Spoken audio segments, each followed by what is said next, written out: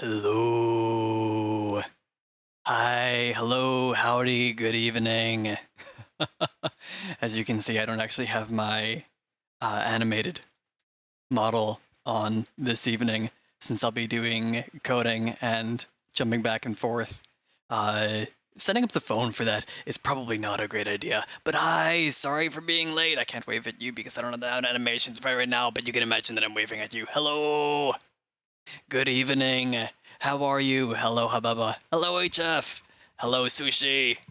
Good evening. Things are well. I am making some bread at the moment. The dough is rising and it waits for no one, which means I'm still running back and forth a little bit to babysit it as it rises. I think I've got one more round.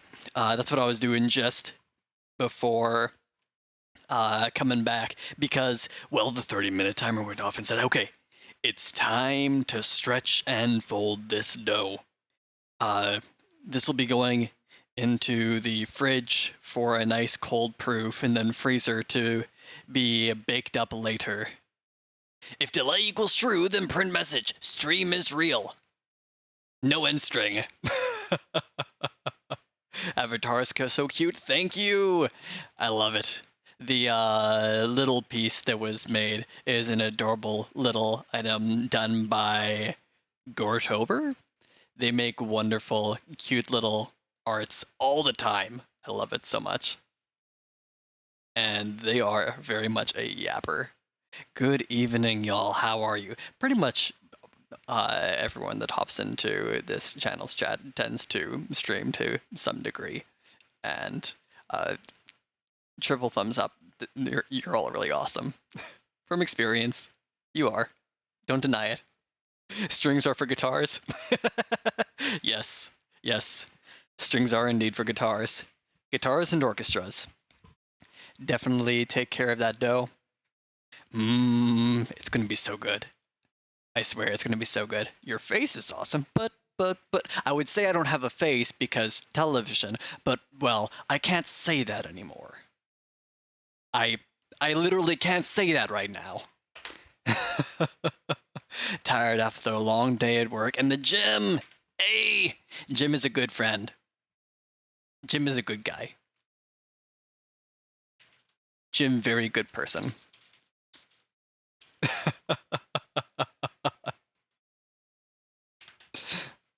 Jim takes all my time during the week, just like a... I'm not going to finish that sentence. I should not finish that sentence. Good evening or morning. But yes. I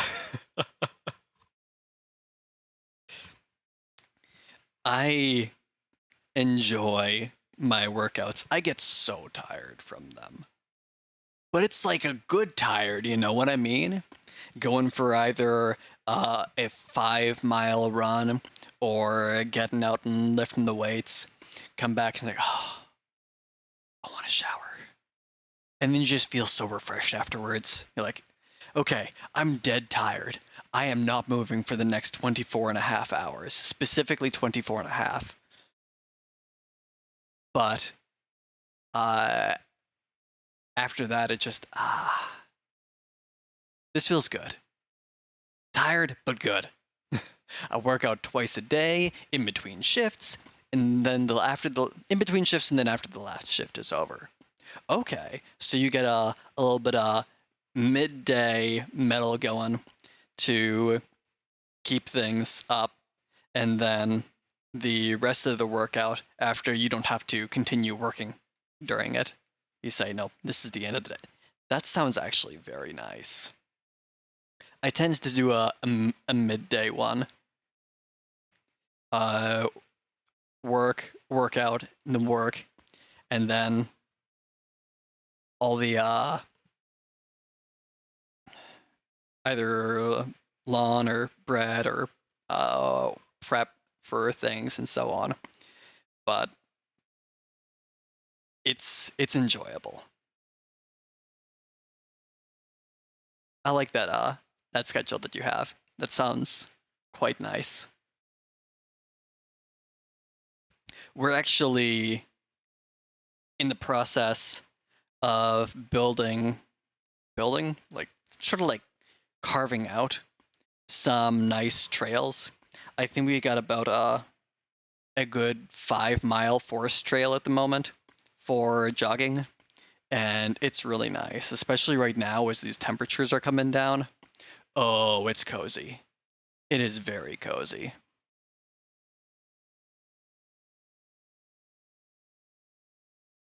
But yeah, ooh, I do have one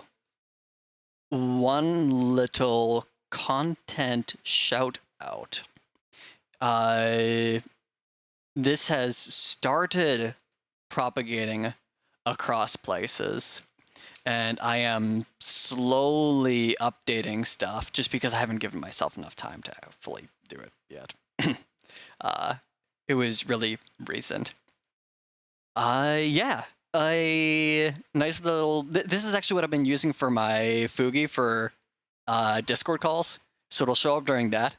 But I haven't used the PNG for stream frequently. Just I don't want to set up the iPhone for tracking today because I'll be back and forth, and that's going to turn into a hassle. So I don't have the tracking set up for the VTube model, and instead I'm using the PNG. But I like it. This is a cute little one. The content update, I finally just got back another one of the things that I've been commissioning, and I am super excited about it. I have talked before about this particular creator's work, and it just always really nice. I love what they do. Let me turn off the studio mode here for a moment so I can drag stuff in real time. The person who worked on the current thing that I'm about to mention is also the one who... Where's the lock to proportions? There we go, control. Yeah, that works. That's fine. Is the same one who made this, which I've mentioned before, as well as these other two works.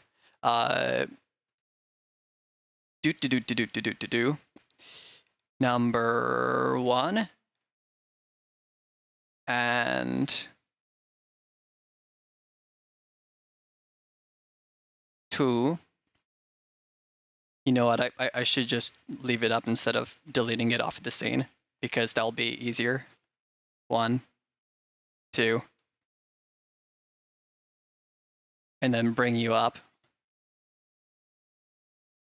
And they recently also got back with this, which was my intro post, but they've been doing a lot of really nice work with commissions that I've been sending over their way. For the longest time, I haven't actually rebranded my account.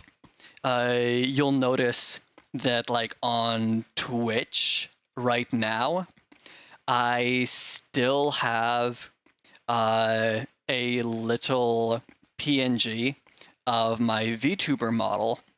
That's changing very soon. It only hasn't changed yet because I haven't gotten around to it. We finally have a new icon that I am excited about. This one is actually proper commercial use, since it'll be across all of the things that may eventually, well, if I ever decide to affiliate, so I don't have to worry about that later in the future. I'm actually properly branding the accounts that have either been using a Tron icon, like on Discord, where you see the little Tron wheel spinning, or on here, where you just have a little PNG of the VTuber model that I set up, these are finally updating to the proper branded this for where we are going for the long term. I am super excited about it. I absolutely love their work all the time. They recently opened up a VGen. Saichi Juno has done multiple works through commissions for me previously, and various other acquaintances and friends of mine. And I'm just excited to put this out there. That is coming pretty soon. I just haven't actually had the time to put it in place yet. But I'm super excited about that. That's a tiny little content update. Really brief off to the side. What is that? Oh, that's what that is. But yeah, catching up on the chat. That will be making its way through the rounds pretty quick on Twitter. Finally made it to Discord. That's the only place it's made it to so far. And like YouTube, Twitch, whatnot, so that I can finally properly brand the account as more things are coming out. I have one other thing that I'll mention in a little while here, but yes, thank you. Honestly, I'm super happy with the stuff that they've been putting out there because I want to squeeze. Hababa writes, do you ever pop into a stream and have it paused, but don't realize it's paused? Oh my goodness, yes. Yes. I do that way more often than I want to admit.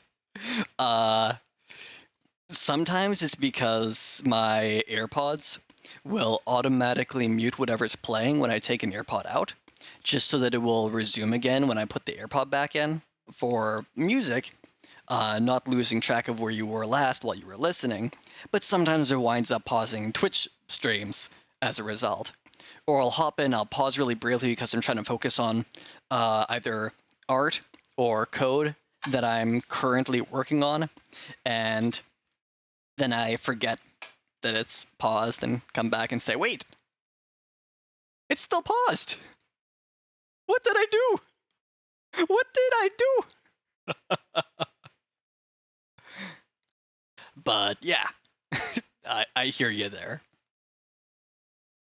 Jeff writes, I refuse to believe text can be that handsome. I agree. Text definitely cannot be that handsome. Like number 3, yes, I agree. I've been super excited about all the different things that have been in progress. I've got a few things that I can't actually show yet because they're not quite ready. But ooh, I've got a lot of things in progress. That's probably just everyone all the time. Anyone that creates content, and I don't even create a ton of content, probably has something in the works. Either plans for future content or different assets and whatnot that they're getting ready. Which is something that I've never actually thought about before, but now that I'm realizing it's basically always going. Yeah.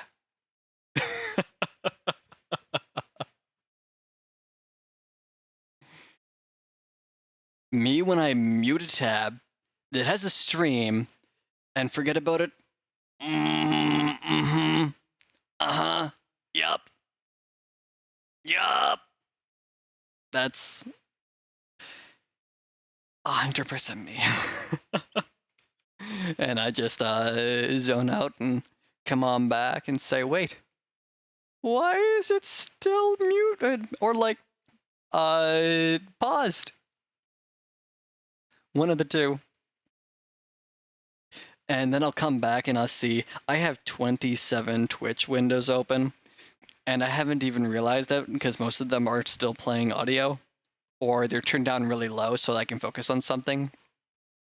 Return to the tab, and there's a whole different stream because there was a... Yep. But I meet so many cool people that way. That's how I met... That's actually how I met everyone that's currently in chat. Because of raids.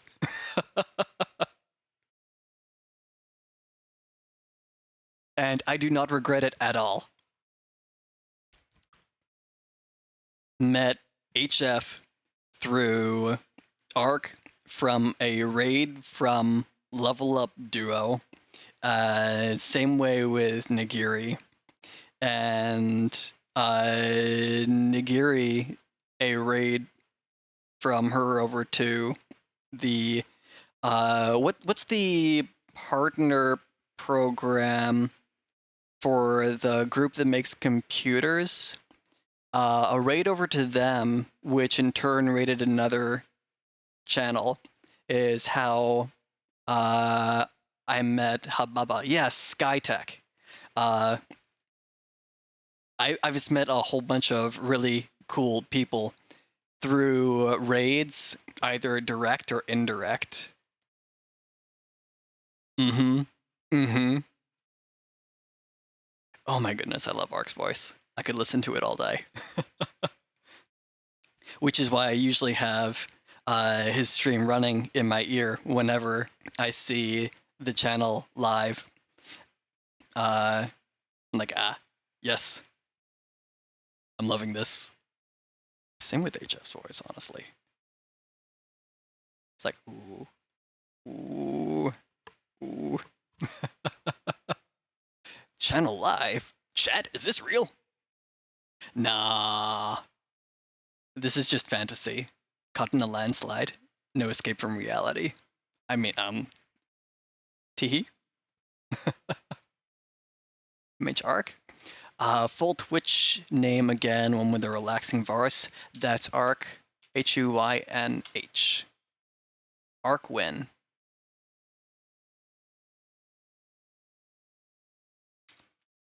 You know what? I'm actually just gonna do a proper... But he's a... Okay, yeah, I agree.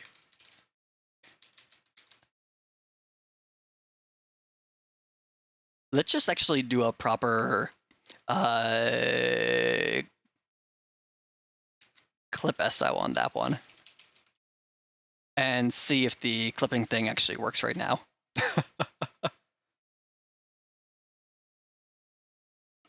It didn't play a clip. I need to fix my clip system.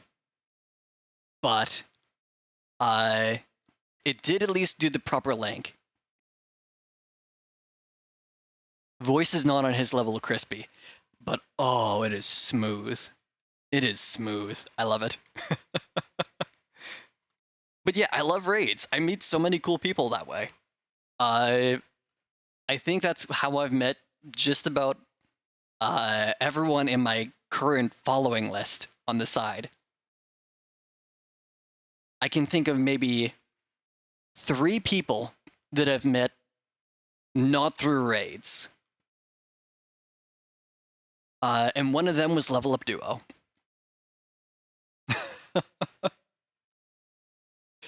The CVG, Cool Voices Gang. Yep. Remember, he changed his schedule at one point. Cool dude, love watching and listening to him. Yes. Oh, I loved watching him doing the what's it called? Dead Space? Yeah, Dead Space runs. He's actually pretty good at that stuff. And just the whole while, you're also getting all of his smooth voice commentary. But besides just the voice, he's honestly really fun to hang out with. A little bit of Monster Hunter here and there. And generally very agreeable, fun individual. Oh my goodness. He would probably be telling me, Tex, no, stop, if he was here and hearing it right now. He's far too humble. But yes. What we'll be doing today for the stream, I realized that we're about, what, 25 minutes in. I haven't even mentioned anything about it. Is we've got a widget that we pseudo developed. It uses Mix It Up, but not everyone uses Mix It Up, and sharing Mix It Up widgets is a little bit difficult if they contain commands. So what we want to do is make a StreamElements widget so that it's a little bit easier to set up and add to your stream, assuming you use StreamElements. That does make it a little bit more difficult requirement, but having the two options says, hey, you can go either way. And have a single place to share and load that onto the stream, and for configuring and whatnot as well. Make it nice and easy that way. We have a timer widget. I have a set of commands in here. Timer start, and it just pops the message whenever I send them. But I don't actually have the timer on this screen. Switch over to... Well, that's not helpful. Turn that off. Turn this on. Turn this off. Yeah, there you go. Now you see the 30-second timer that's bouncing and just about ready to time out. We're going to be turning that into a StreamElements widget and figure out on Earth how you even make a StreamElements widget. I can't read that. I need to go switch to a different page. Oh! Excuse me? Like Ike? Why, hello there. I need to click this button. So that's me if the button actually works. The button did work. Like Ike. I couldn't read the notification from my OBS window. I had to switch my thing so I could actually see the proper activity feed. I confused myself. Hello. How are you? How was stream? You were playing, the new Mario and Luigi game that Habapa had mentioned to me earlier. How was it, friend? How did it go? Good evening. How are you? Like Ike is a very fun individual that I met from actually one of the other streamers that I met just from browsing Twitch rather than a raid. I was talking about how I met so many people from raids, and likewise. Probably the majority of the people that I interact with. The streamer through which I met Like Ike is one of those few where we have a shared community that's like, oh, just browsing around, and met Like Ike and a whole bunch of other really fun individuals. If I remember correctly, Like Ike is was it your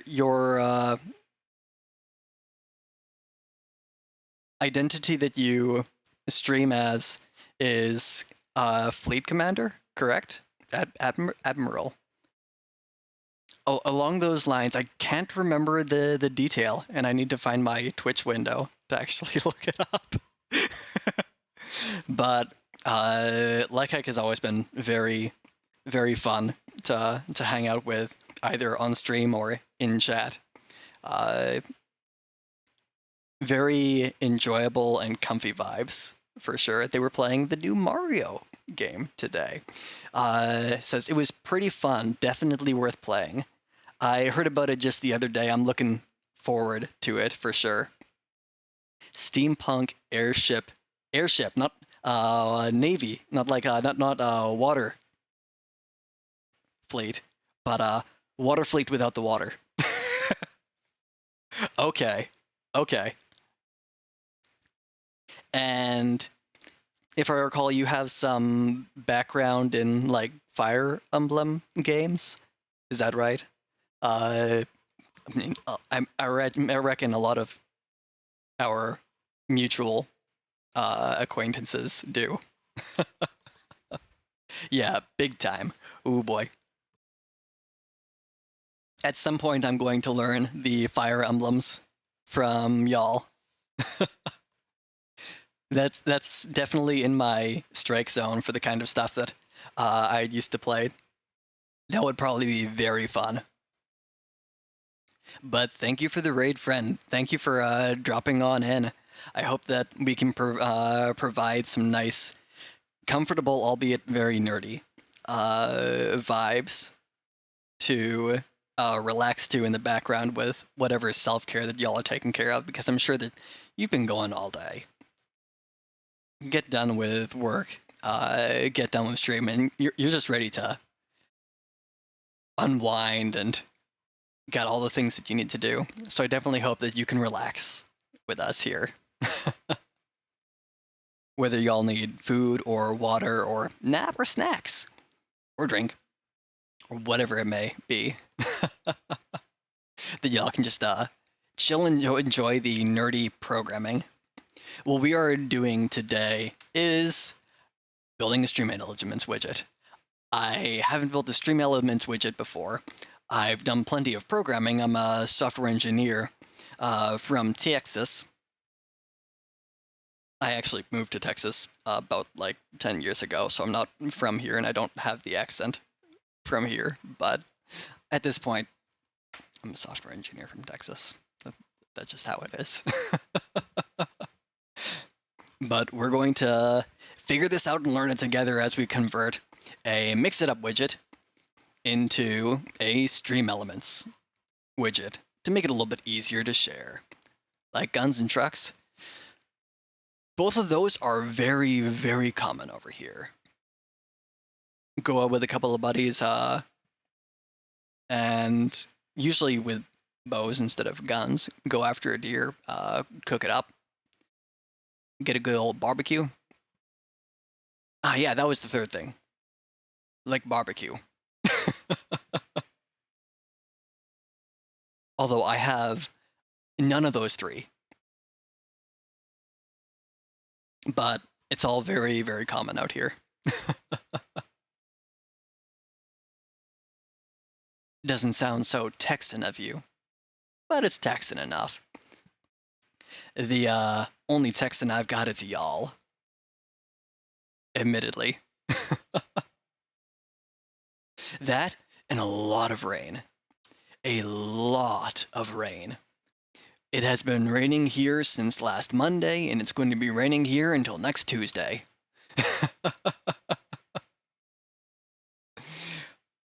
California Valley Girl. Well, I guess I'm California Valley Girl now. Fellow Texan too. That does describe it very well. Yep. Yep. HF writes, truth about StreamElements widgets. You don't make them, they make you.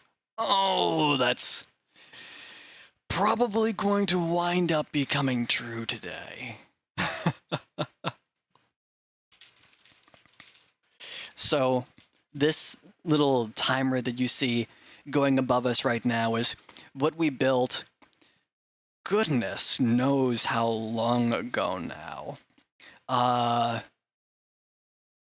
It was before Reina's non-stop subathon that went for about 2 weeks straight. Built it and mix it up, and turning it into something where you don't have to download 11 different commands individually just to get it to run.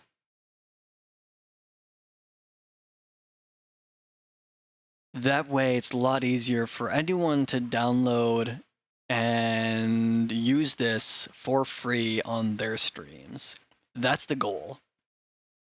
I've got another piece of software that I'm going to be developing off stream after this one to share with the community as well.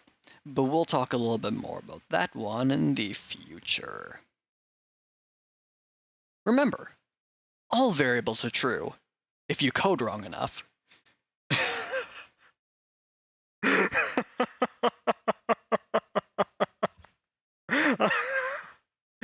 That's exactly what happened at the office today. That is exactly what happened. Okay, let's see. Where's my correct scene for this? Yeah, there we go. That's not the right window, though. We want to switch this one on main source over to the other window. But no, unfortunately, that is indeed exactly what happened today in the office. I was helping a couple of my junior developers with what actually amounted to just that.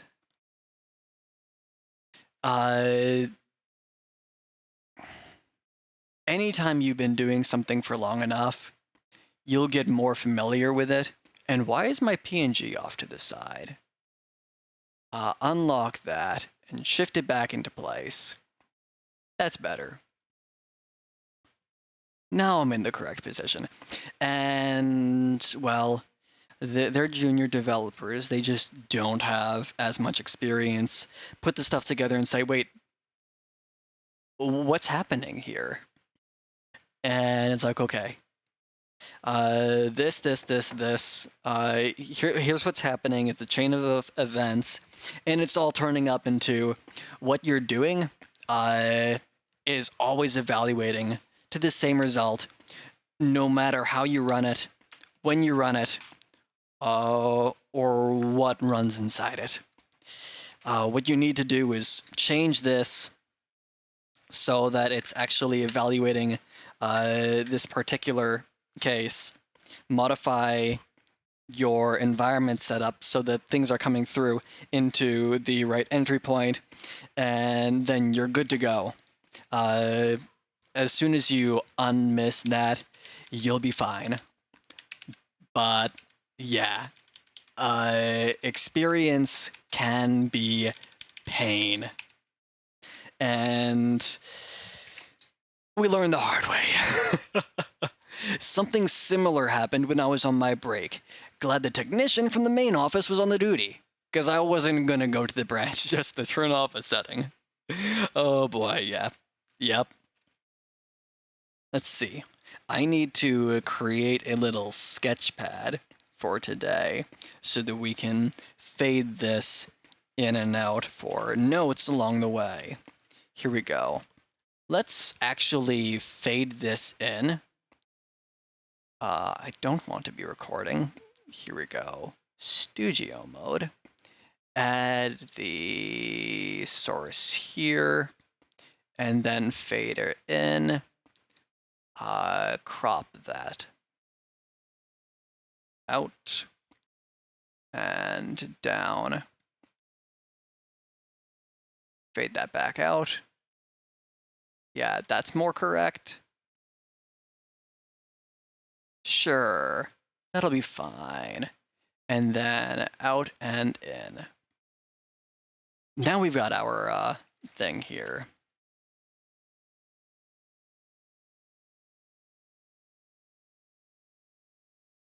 I am wondering where I put our notes for this, because we do actually have notes. But where on earth did I save those? Is it so far back in history that I've actually just lost it? Well, I probably lost it a long time ago, but we're not talking about that. Where would this be? Where would I have saved our planning sheet for this application. It's definitely not that far back in time. So this is probably just have to look for where this was saved later. Because I imagine I'm going to probably spend 20-30 minutes just trying to find the file. I'll save that for afterwards. Could do it from home, but that would mean I have to report off-duty extra hours. That reminds me, I do have to check if you turn on the setting again. So the settings turn back on, but the API is still slow. Oh boy. That sounds like a bunch of fun.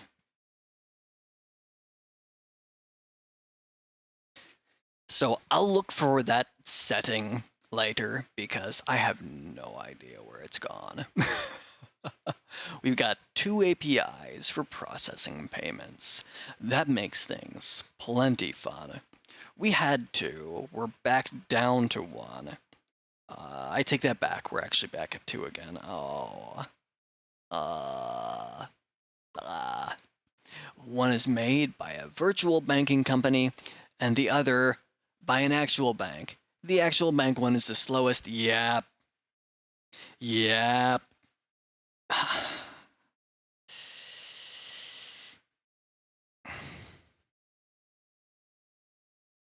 Yep.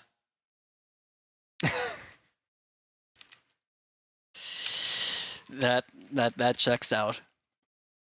And it's not even entirely intentional. It's just a good variety of reasons. So I'll definitely have to go back and see if I can find where are our notes.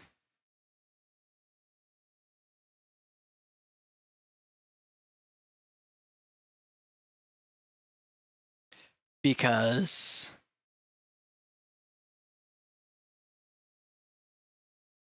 it's got all the notes for what exactly we need to build. So that'll be coming. That'll definitely be coming. I just need to find out when.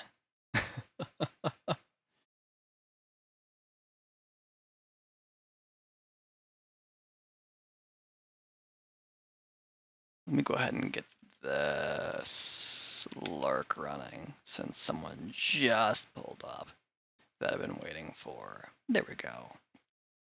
That's running in the background. Good.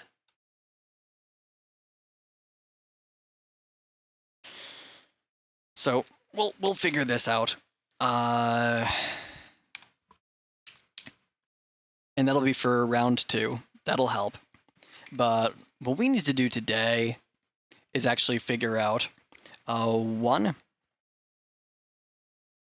how to stream elements. Stream elements.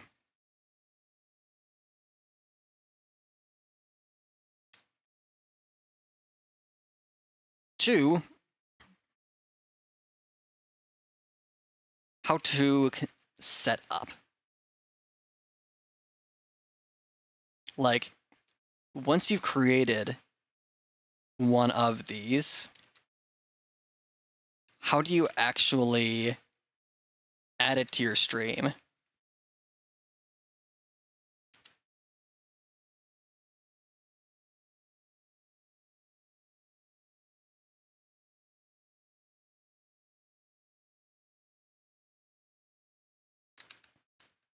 And then 3, how do commands.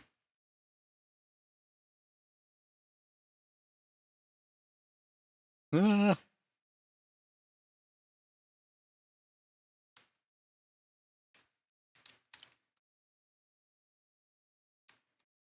we go. So that's what we're gonna have to figure out. That's our goal. Because if we can figure out all of that, then we are good to go and get the rest going. Hello, Glenn. Good evening. How are you? I would wave for you, but I'm not on the model right now. So I say I give you wave. And you can definitely imagine it since you've seen it before. Good evening. How are you? How has your day been going? I hope it has been nice and comfortable. I hope everyone's has been nice and comfortable, and that I can at least contribute to some of that comfortable vibes with all this music running in the background with my very gravelly, scratchy voice. Hopefully not just clawing at anyone's ears.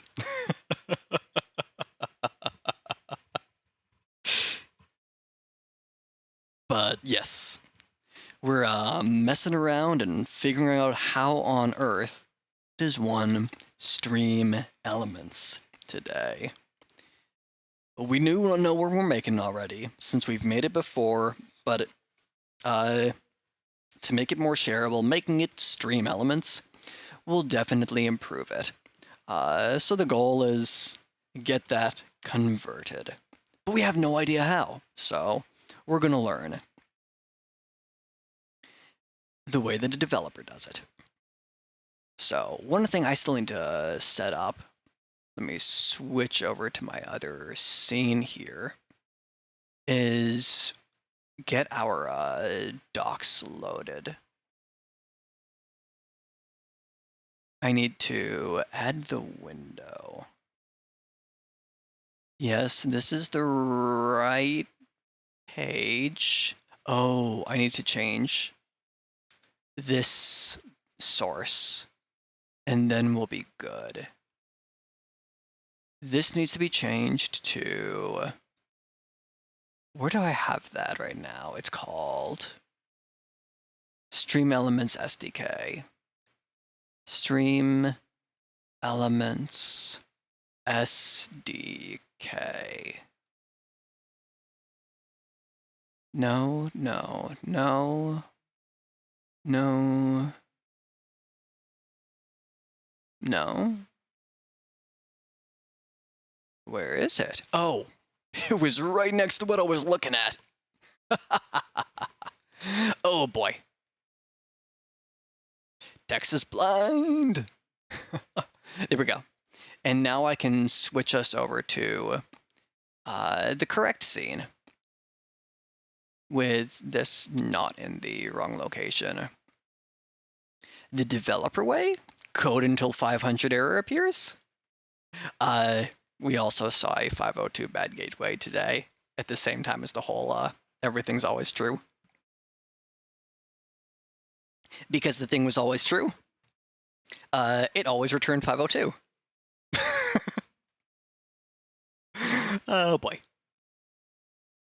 So turn this off and then fade us in to the new scene. Here we go. Did I ever add the chat to this window? No, I haven't. So I should add chat to this. Chat, where are you? Yoink, yoink, and yoink.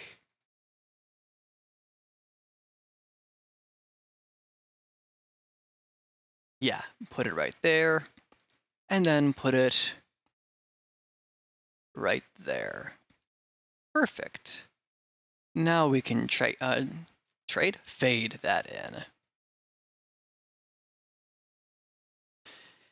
And the next note, hey Siri, remind me to add a background to the chat windows so that they have a little bit more contrast.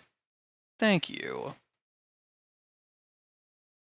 They have some background, but not all the background they need in all the right places. It could be a little bit more thick. Wait, no, don't take that out of context. Don't take that out of context.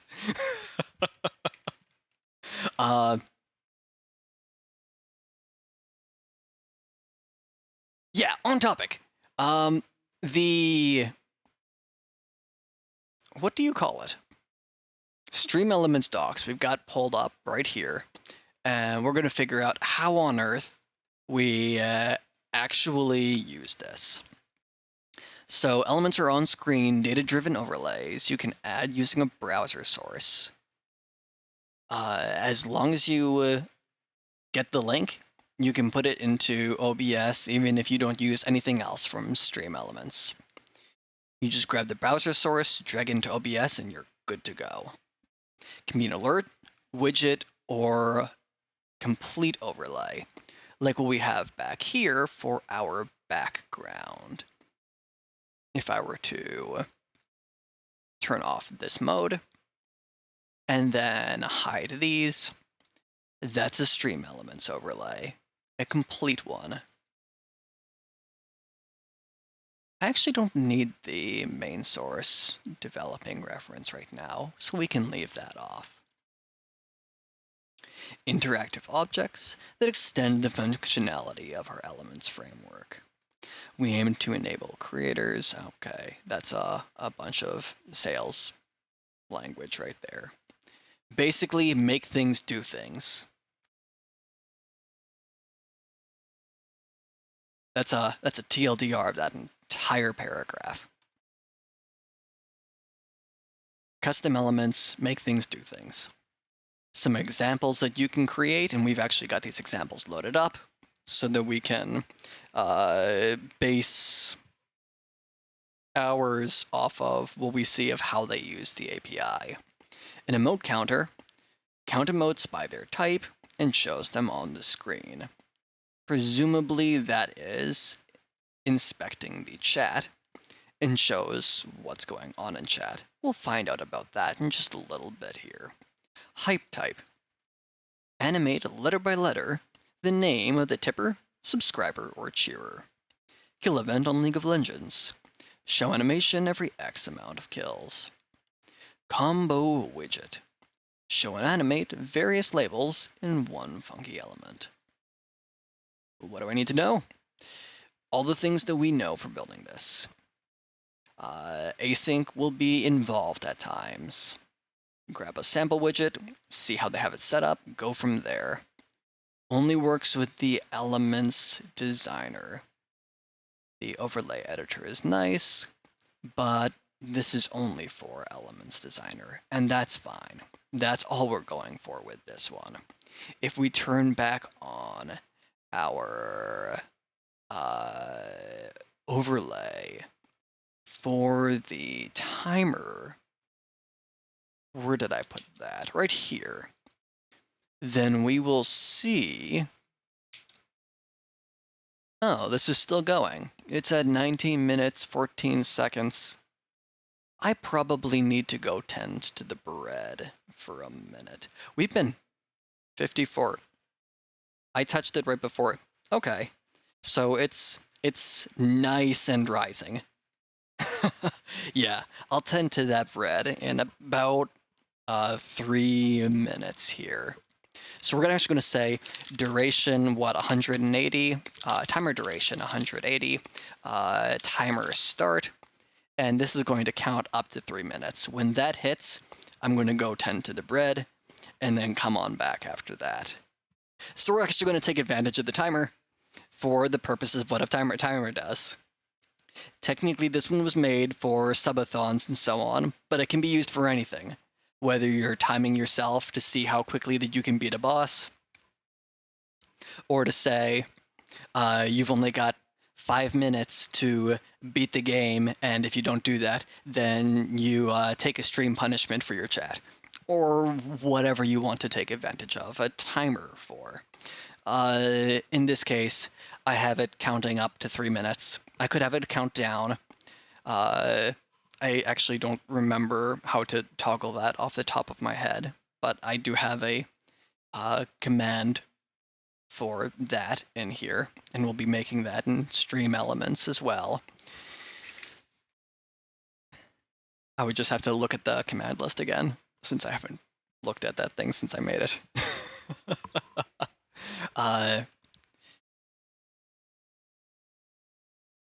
But we're going to just be making this one nice little widget.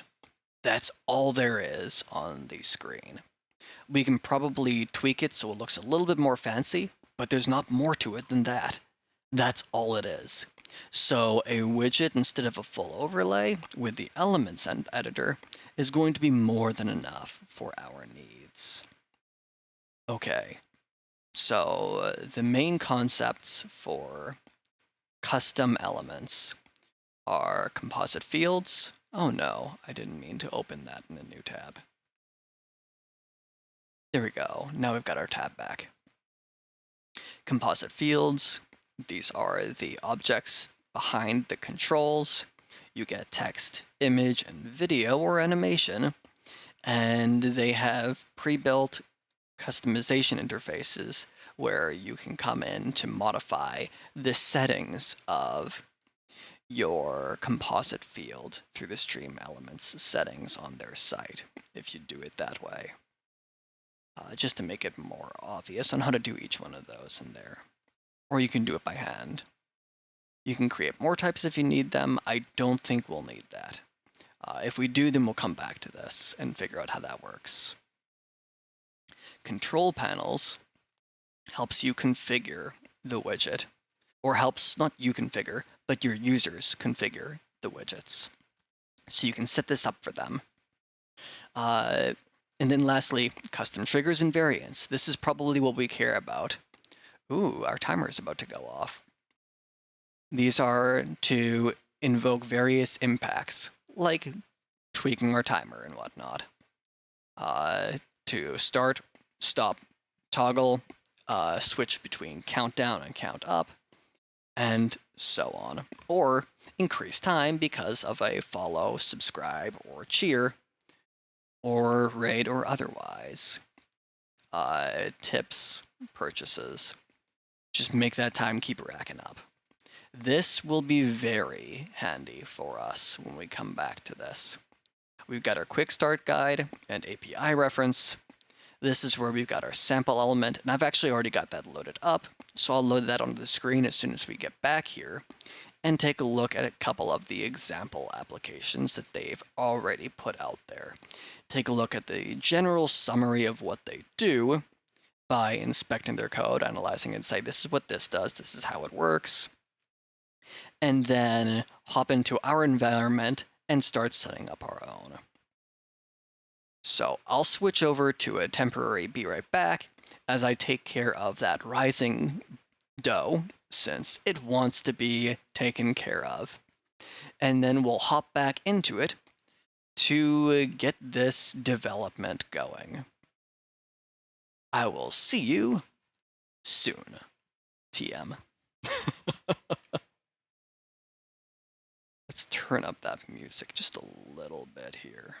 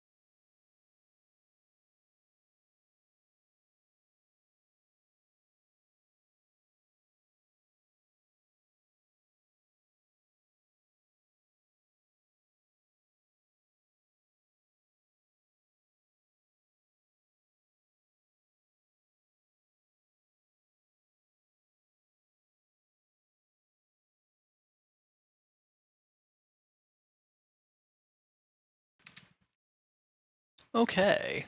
Our sourdough pizza bread is looking like it's rising pretty well. This is going to be tasty.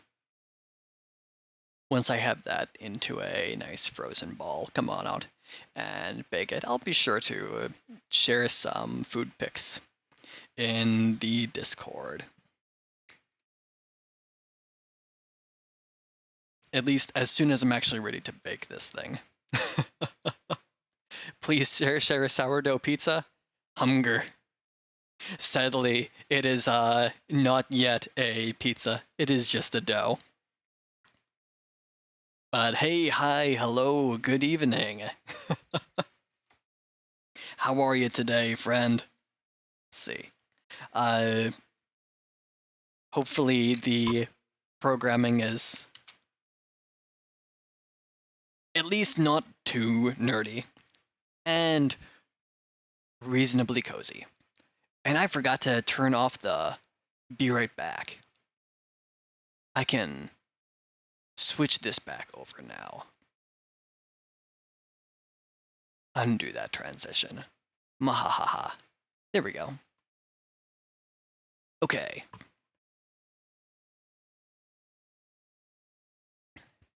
Very nerdy, but it's a good nerdy. Important.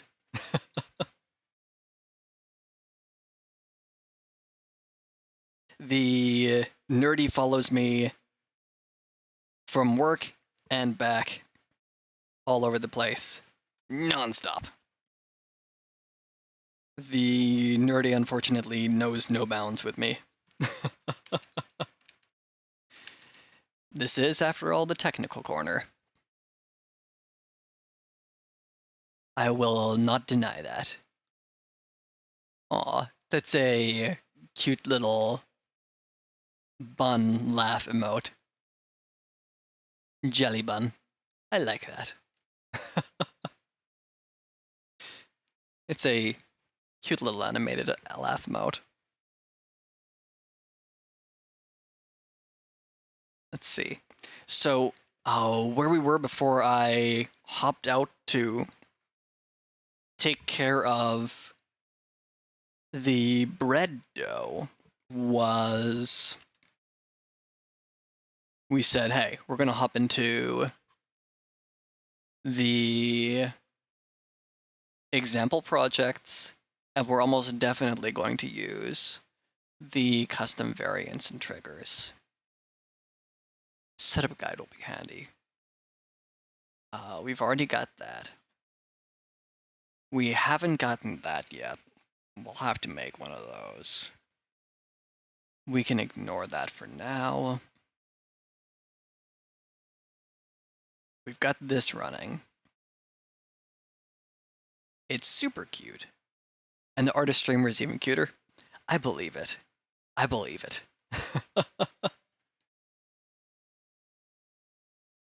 That does indeed tend to be the case. Note to self, go check out.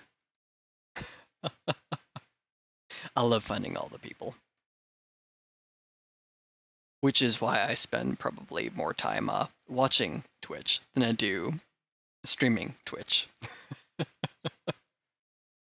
Gotta hang out with all the friends. Let's see. We've got our stuff for the testing environment already. Runs in a sandbox, Okay, we can handle that just fine. That's not a problem for us. Go to the Elements editor, publisher, developer mode. Oh, take your manifest. Okay, that makes sense. Agreed, watching is so comfy. Yes, yes. Hanging out with all the friends that we've made over years. It's crazy to think that this Twitch account I have has been around for almost 14 years at this point.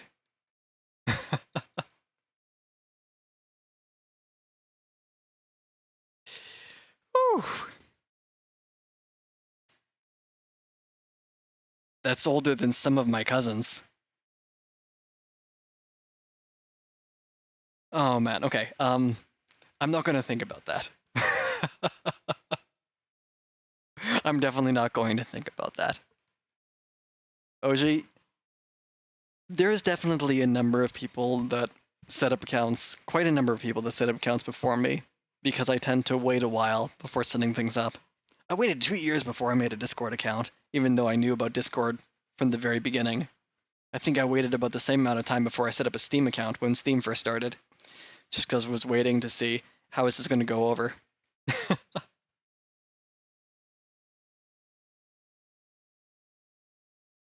So I waited almost until Justin TV switched over entirely to Twitch TV before I made my Justin TV account, which is now a Twitch TV account. Yeah, I remember the Justin TV days. But I was mostly just an anonymous user for most of the time. Just an anon. So we've got all of that taken care of. We don't need to worry about any of that. We already know pretty much how it's going to work. But we'll come back in place and actually set this up proper for a test bed afterwards. Code samples, we have all of these. Let's look at the descriptions. Simplified element. Text that animates using CSS transitions. Animated countdown timer. We're going to be interested in this because we're making a countdown timer. But ours is primarily centered around commands for the mods and streamer. We might even base ours off of their countdown timer. We'll see. Ticker. That'll be interesting to see how they do the interactions on this. Wheel of Fortune, not really something we're interested in for this purpose. It won't have anything unique in it that we'll want to play with. It does have the control panel, managed data, and persistent data. So we might look at it for the sake of the control panel and the managed and persistent data, because we're going to need that for ours. We want the countdown to actually persist across sessions so that if you're doing, for example, a subathon, it would count for this too. So subathon countdown. This actually might be a very interesting example to look at once we've taken a look at the other ones, so that we don't look at it all at once and say what is what. But we're going to have a control panel and our countdown with managed and persistent data that loads across streams. But we want a better control over the visual appearance of this thing. So we'll check that one last. Let's pull up the sample project here. If I can find the right WebStorm window. There we go. And then come back over to here, show our main source. Make sure our reference source is still visible. And then fade back over. Oh no, I did the slow fade. I did not mean to do the slow fade. Well, lesson learned. That's not the fade button that I want. I just want the regular transition. Yeah, that's better. Okay.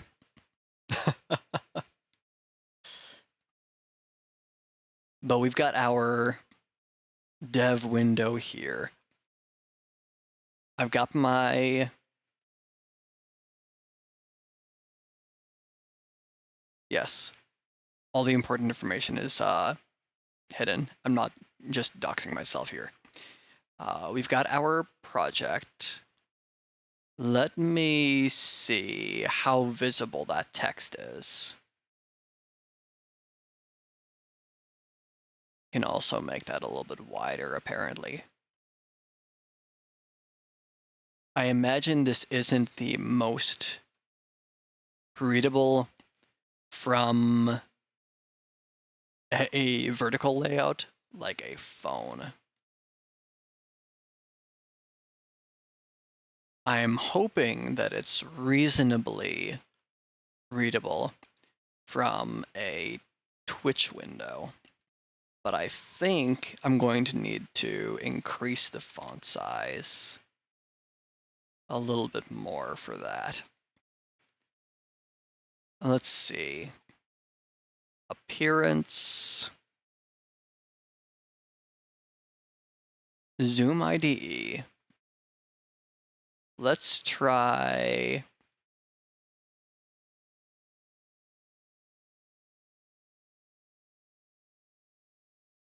175? Yeah, 175 I can read even on a nice small window. Doesn't read the best. 200 is a little bit easier. But it does give us enough room to work. So we'll use the 175% and stick at that for this.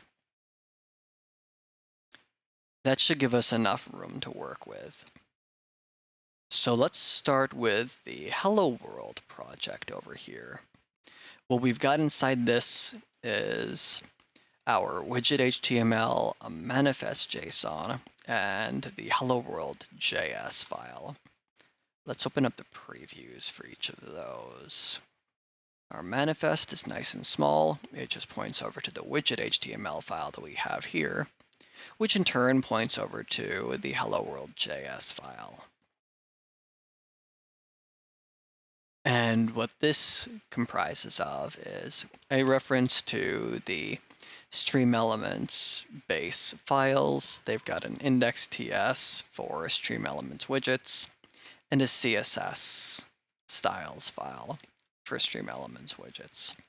And then the only other thing on this page is the root element that I presume the Hello World JS file uses, and our Hello World JS script itself to load after the page.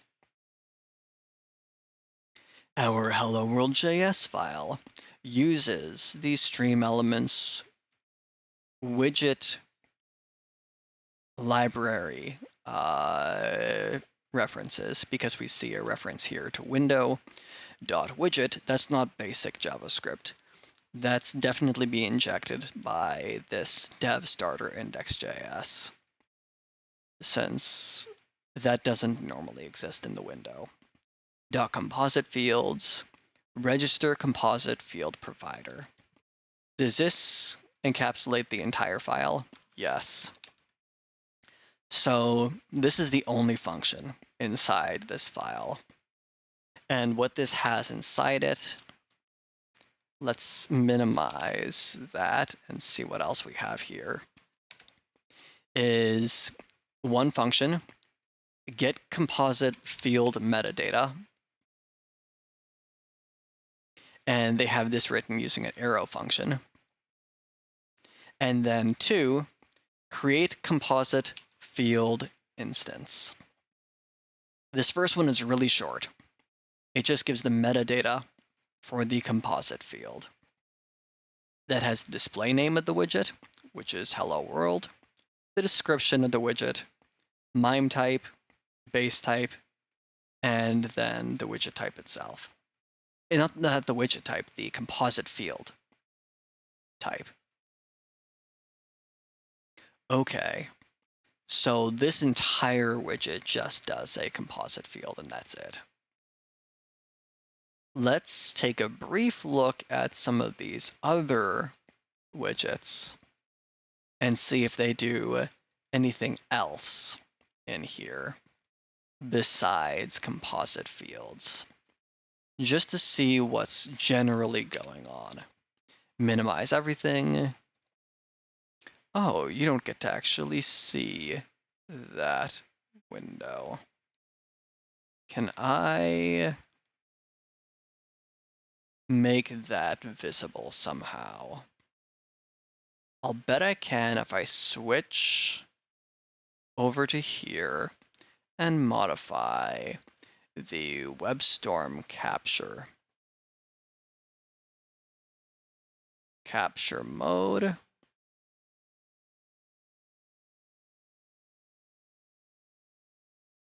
That might do it. Ah, you still can't see the overlay that's popping up. Is it because it's a new window?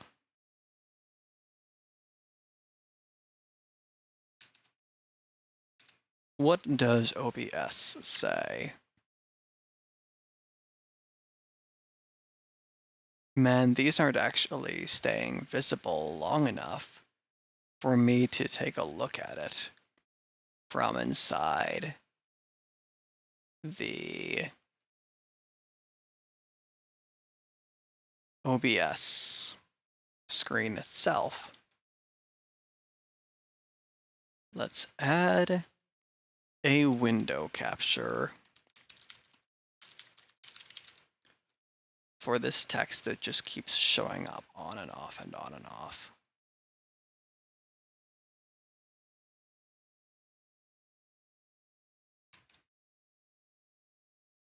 Bring this up. WebStorm, WebStorm, WebStorm. No. Well, that's unfortunate. It doesn't want to capture that. Sigh. Okay. So you don't get to see the hotkeys that I'm using, which is slightly disappointing. But we've got the rest, so that'll be fine. We have a composite field here. What exactly is a composite field? Composite fields are the underlying objects behind design controls. You can have text fields in your design, image fields, and video or animation. All we're going to need for our text is a text multiline. So that's perfect for our animated timer. If instead we had like a wheel, we would want an image that we could rotate, or we might even use a video for a custom countdown with special effects applied. For example, like a glitching effect. If we come over to the subathon widget main, we see they're registering a bunch of data bindings, and they don't register any composite fields in that file. We have the service module,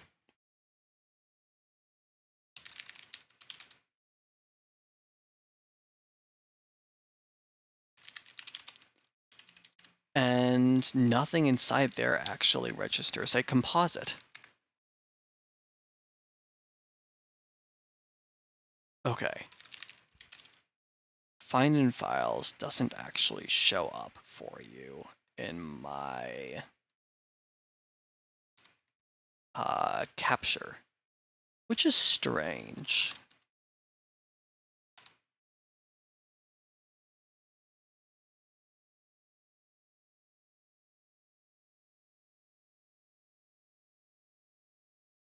Which of these projects include composite fields?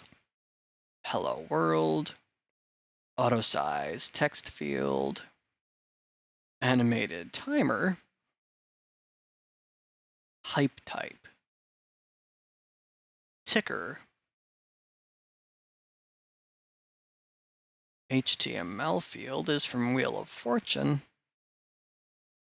and then the subathon actually does not include a composite field at all. So how do we get the content? You have a controller.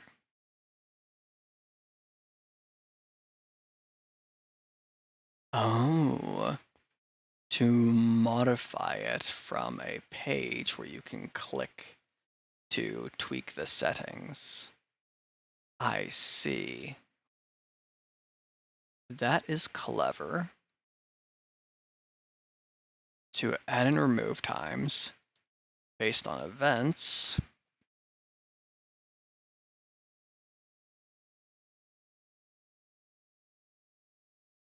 Pause and resume.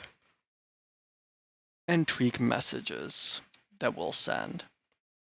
And then your widget itself, which actually gives you the renderer. If we expand this and skim through what's happening here,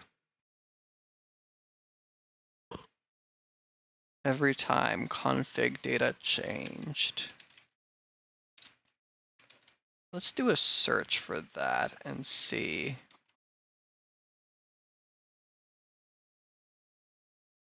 That must be a special part of their API. I don't see anything in particular that calls that on its own. Yeah, it's part of service module provider. What if we come back here and download that JS?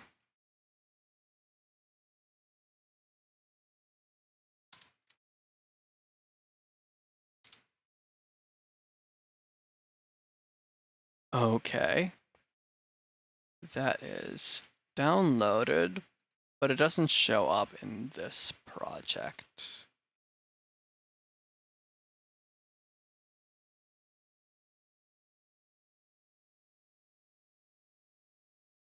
So if I come back over to here, we're still not going to see it register. But I'll bet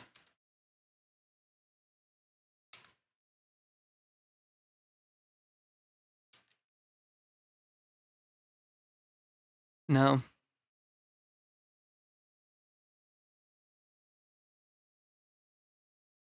That didn't actually wind up changing anything. I'll bet that we can probably use the package JSON to add that to our project when we're working on it inside our environment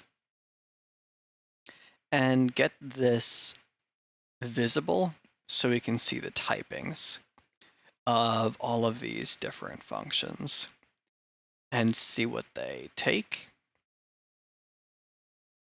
so that we can fill them in with what we want.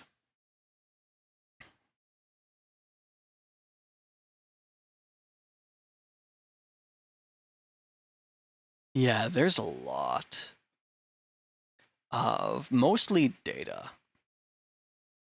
going on inside here. Metadata event, trigger to call a method,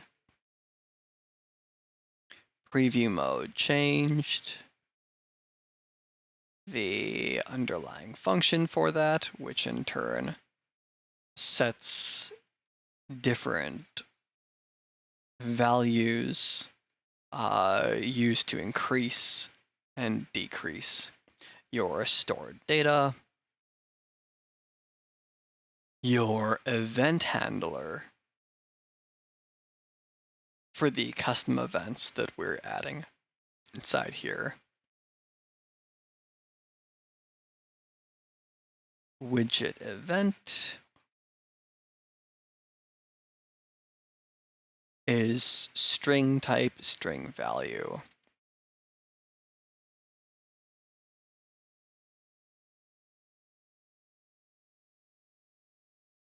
And chat event handler. Okay. Hey, look at that. There's our managed data. That was set up earlier. So we can handle our commands in a similar format. That's interesting. That'll be useful. Take the message, split it by a spacebar. Look for the add time command, which is set to subadd time. And call our add time method using that integer parsed from the message.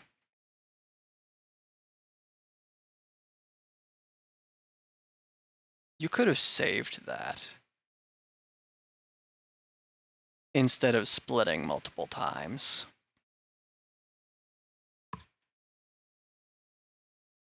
Since you can say ... args, and then over here say args 0.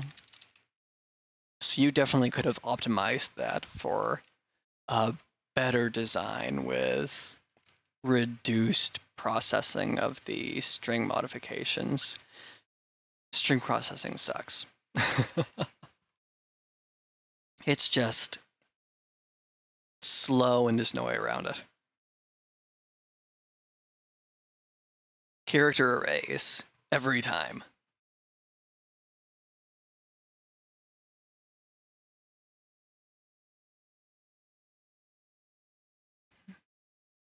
But what does the actual rendering here? We've got to pause. We have the remove timer to hide it. Remove timer, clear interval. Oh, remove the JavaScript timer, not to hide the timer. Makes sense. You have your resume, which should in turn actually set your timer or recreate in some way.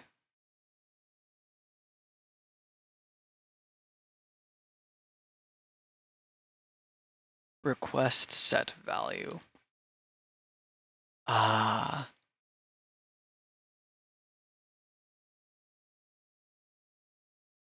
So you're going to call an event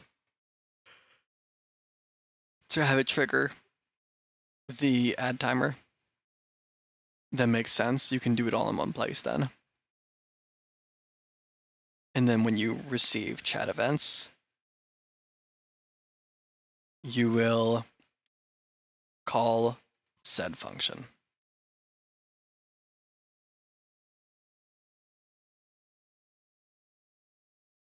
So it looks like your layout here for this function is define function and register it right afterwards. Almost every time.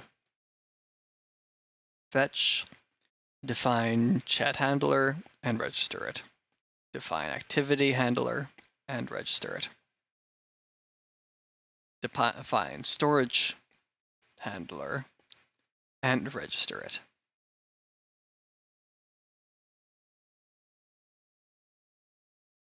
Okay. When the widget shuts down and config data changes, call dispose to unregister your events from your functions. And then you remove the timer. Again, that makes sense. And then a couple of helper functions.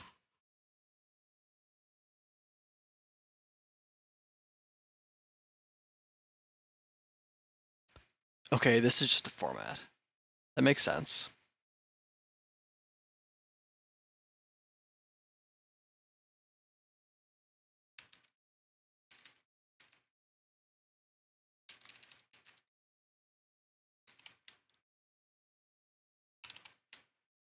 But what actually renders this?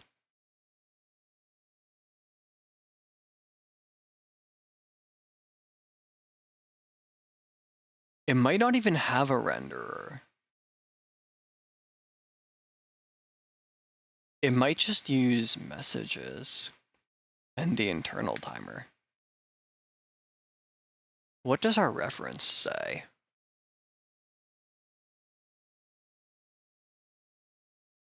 If we come back over to here and look at that description, samples, countdown, and a control panel widget. But you can't actually put it on there. So you would need to combine those if you wanted it to actually show up. Makes sense.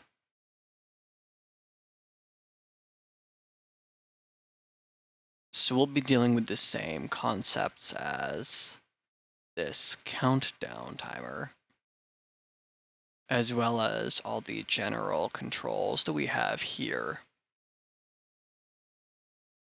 so that we can put a visual one on the screen and put that out for download. We already know the functionality we want and the general control configuration for styling. We put that together earlier. But we can improve it. We can make the style a little bit nicer. Look for some inspiration on how we want to style that. And then redesign it appropriately. That wouldn't be a bad idea.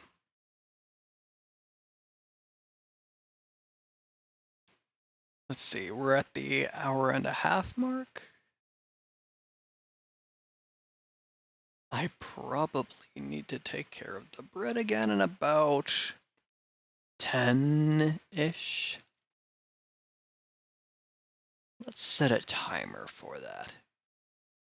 Do I have the timer running right now? Duration 600. And start. Ah, I missed a letter.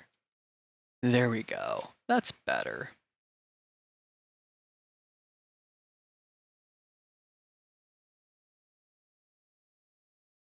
Is it just constantly showing deleted message? It might not be worth actually deleting those.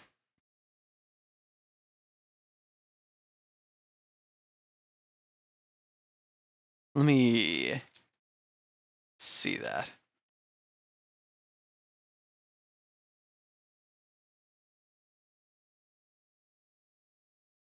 Okay, so it won't actually show deleted message most of the time. That works.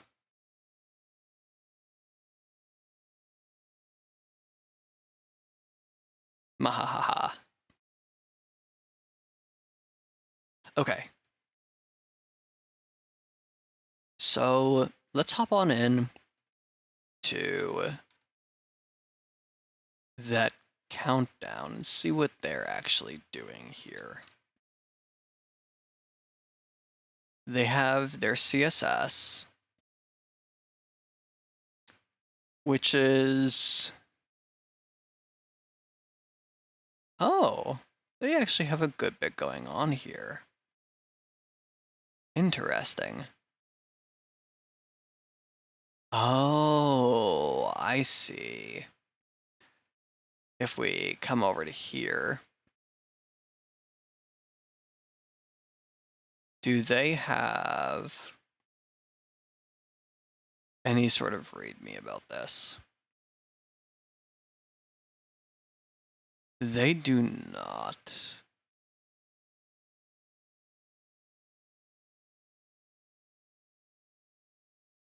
It looks like they're doing a nice proper ticker with a whole bunch of panels on it based on some of these shapes and colors that they've got going on here.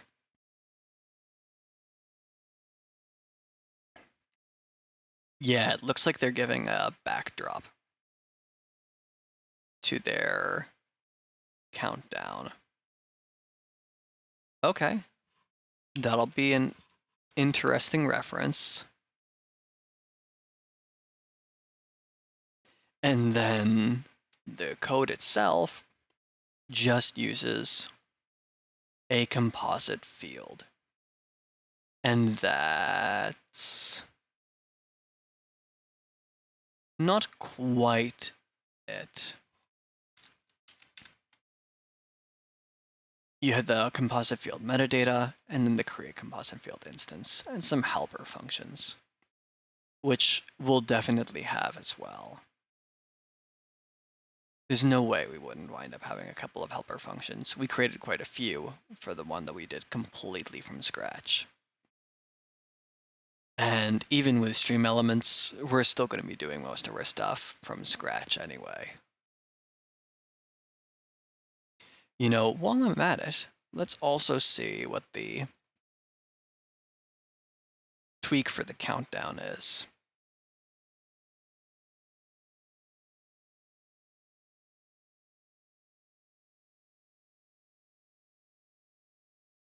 How do we customize that? We pass it as a parameter. Okay. So if we say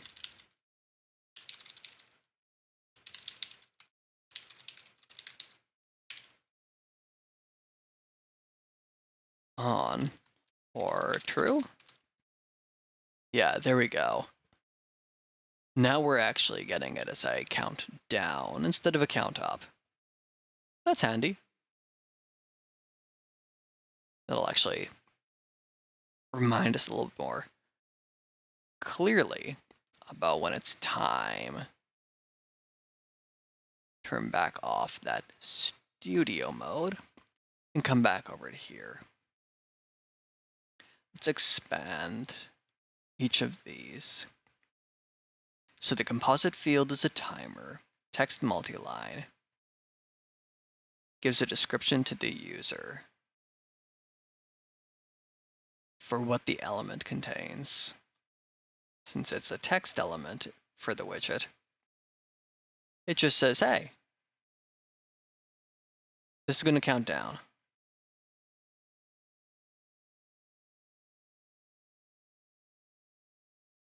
We use a config state, and of course a field ID.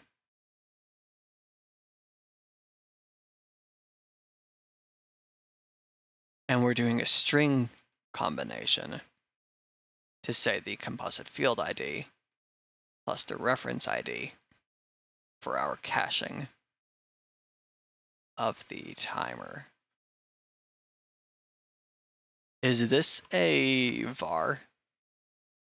No, it's a const for our local file. Okay.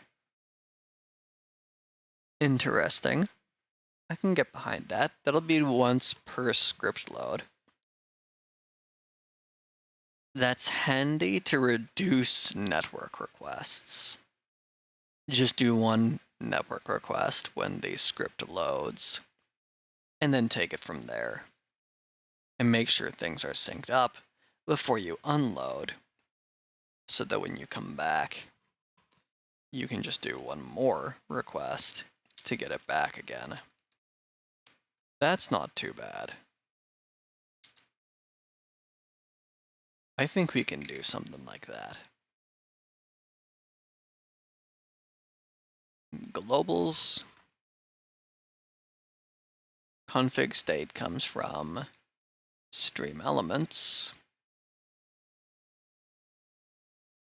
So we're checking our composite field IDs, settings to get our field.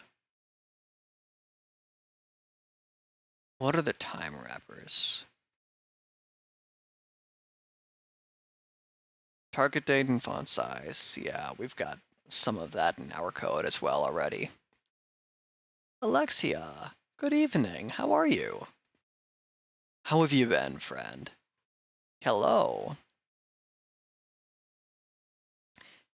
Today we are being a nerd. Making StreamElements widget.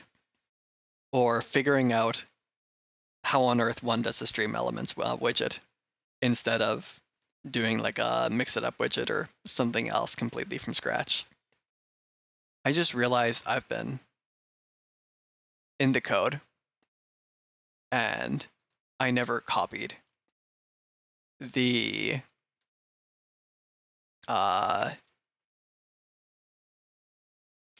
stuff over to here. Whoops.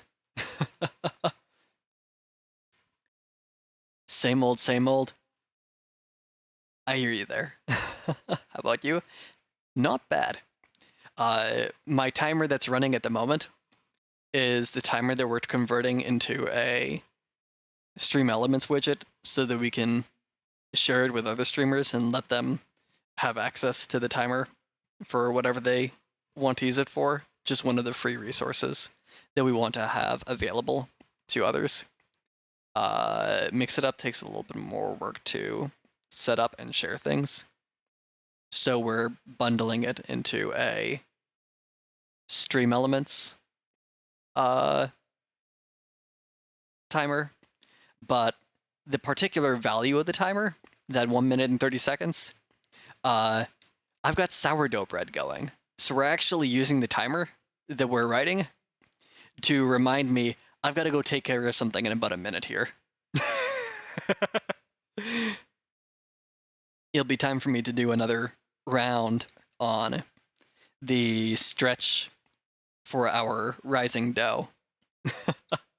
Already taking advantage of the first version of the software that we wrote to help with writing the second version of the software to share it with others. Don't understand none of that stuff? That is okay. Hopefully I can provide a nice, comfy and cozy, nerdy environment over here with the music running, which apparently stopped running at some point, and just a cozy background voice for whatever it may be that's going on that you're taking care of. Friend just recently got into making breads. I love baking. I've been doing it for... That's too loud. But that might not be a bad volume once this timer ends and I need to go take care of it. But, yeah, right there sounds good. We'll put that at 25, see how that sounds. Okay. That works. That works.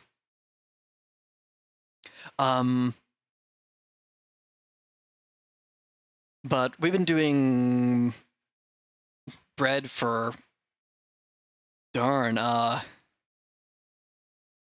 20 years.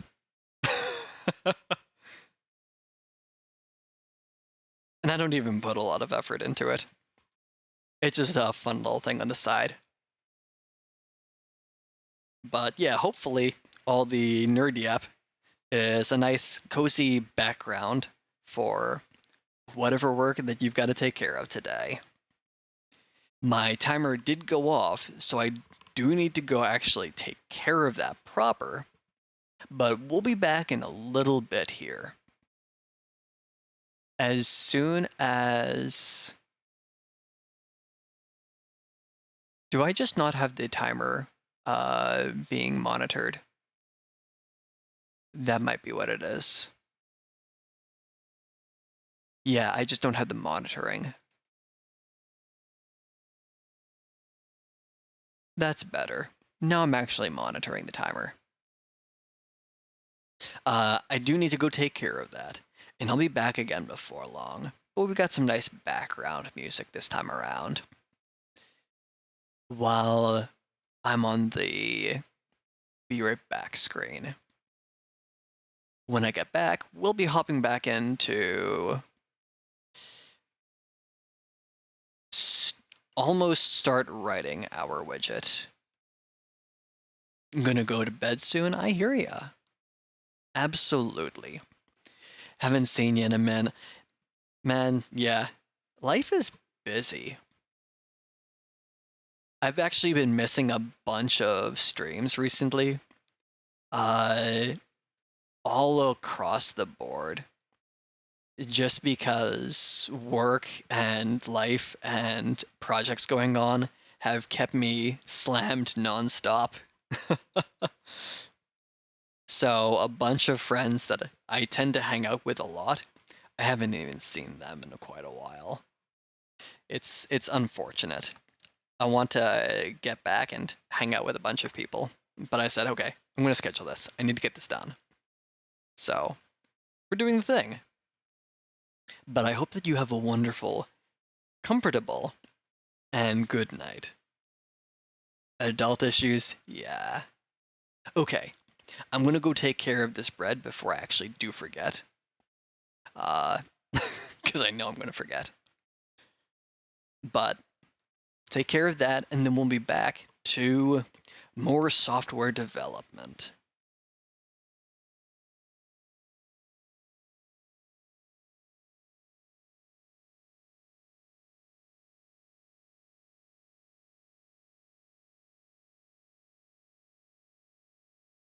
Okay, I found the button to actually move between the scenes. There we go.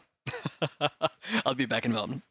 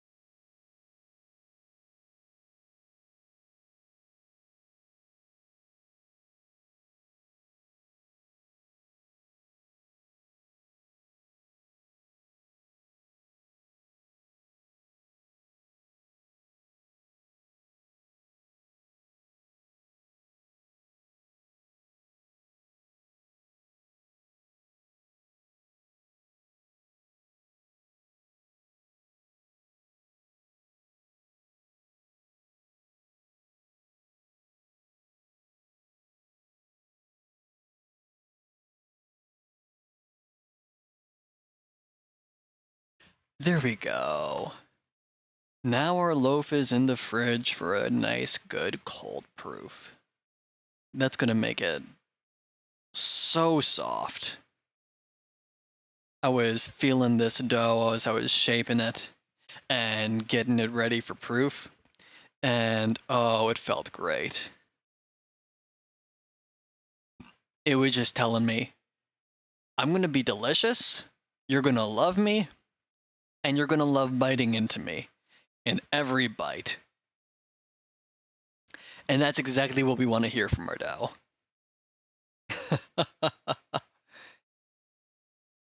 That's gonna be nice. So now that that's out of the way, no more unexpected, well, it's not unexpected, no more expected interruptions. Anything that will come up on my end will be surprises. Aren't surprises great? So let's go ahead and hide that timer, since we don't need one anymore. And pick back up another one of our lurks, since that channel ended, but this one demands a lurk.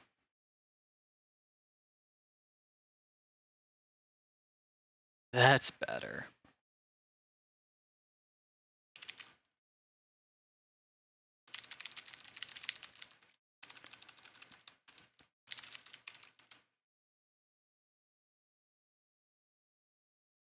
Okay, there we go.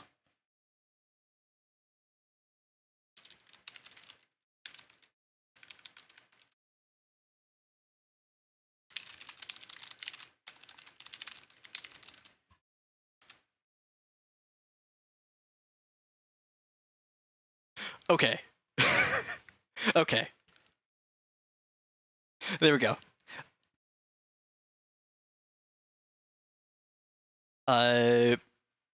That is set up in the background. That's good to go.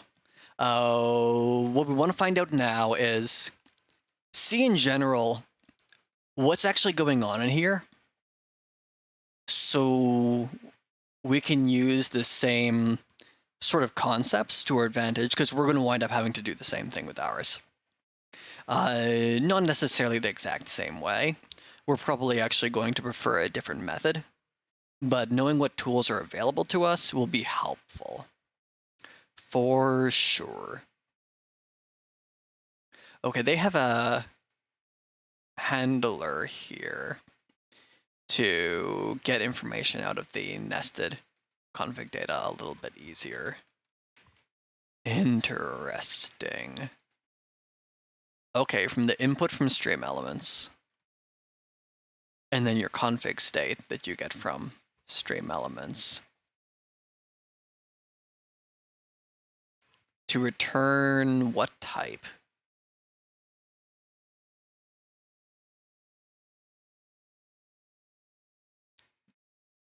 For loop return if. Is this just a... This is an array. And it has a reference ID in it. So you're going to loop it every single time. Wouldn't it be more efficient instead to say, I'm going to create a map of it, saying object dot take your config data, and you could cache that so you don't have to keep pulling it. Let's draft that out really quick. Config data dot map. Get that out of the way, since it's nice and big. And turn down the music a little bit, because we're back. Yeah, there we go. dot map, and we want to say for each entry,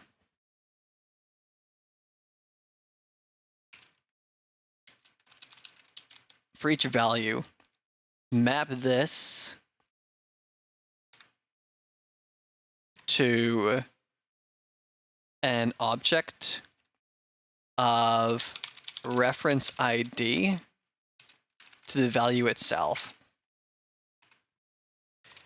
and have that as an actual JavaScript object.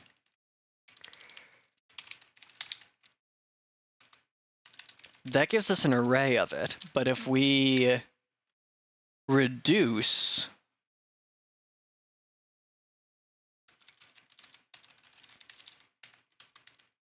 then we can say object value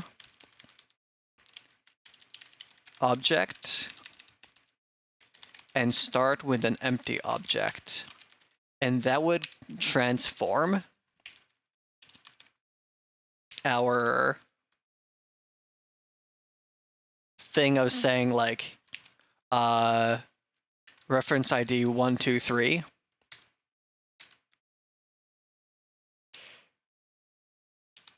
into something that's more like reference ID 1 object 2 object 3 object.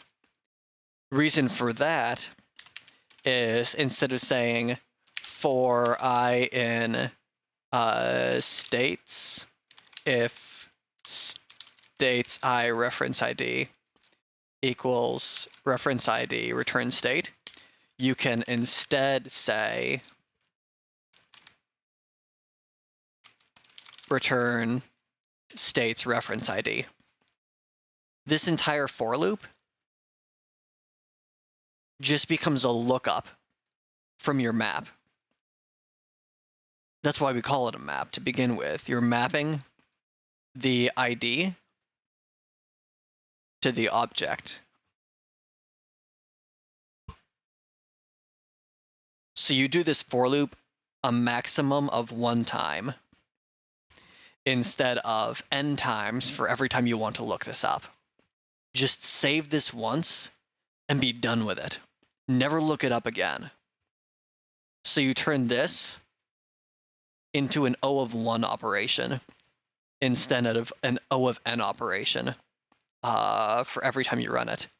Because it'll do an O of n once for the entire duration of the execution. But that becomes a constant value and amortized over the duration of the application's runtime. That becomes essentially an O of 1. Because any operation that is an instant lookup is going to be constant time instead of having to look through the list every single time. That's going to improve your overall memory. Well, it's not going to improve the memory usage because you are storing a little bit extra. It is going to improve your compute so that it doesn't have to do quite as much to run.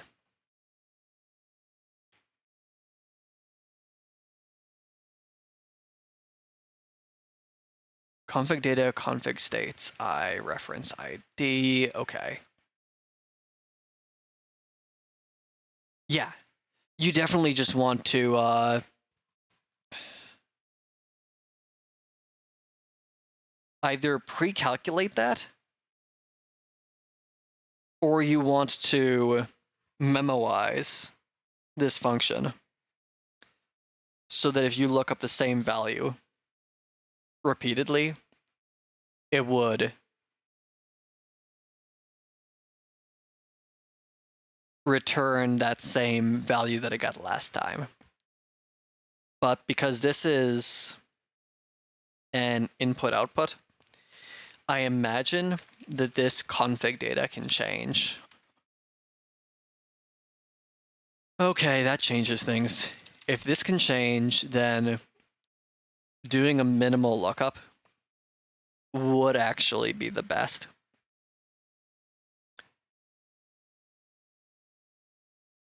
Because then you're getting an O of n divided by 2, which is still an O of n. But your omega, the average runtime instead of the minimum or maximum runtime, is a little bit better over the lifetime of the application. It just depends on this config data and whether or not you can have a reference to its changing values. Where is this used?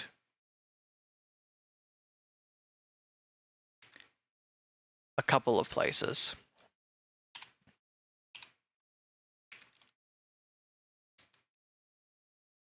No, just one place.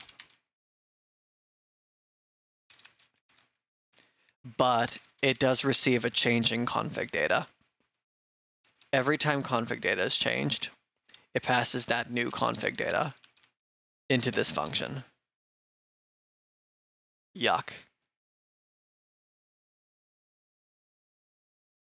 And that could be anywhere inside that array.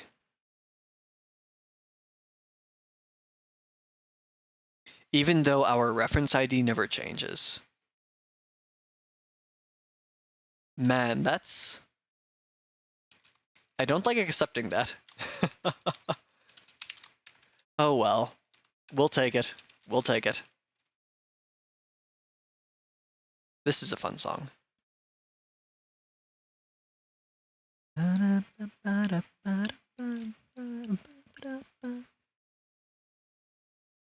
I don't dare attempt to cover this. I lack the vocals for that, and I don't remember the lyrics either. Black Clover? It just also has really high vocals. And as you can hear, I don't mix well with high.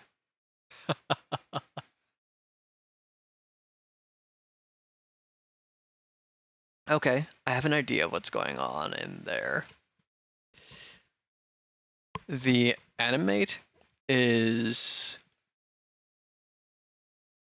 just to manage the visuals as things are changing. That makes sense. Leo! No! Oh, goodness. Oh, goodness. You wonderful, silly... not a blueberry. I actually don't have my VTube model up today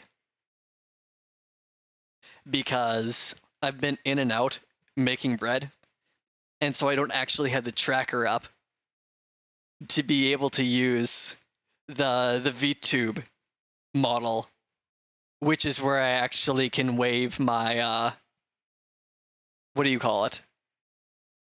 The dial, the television dial.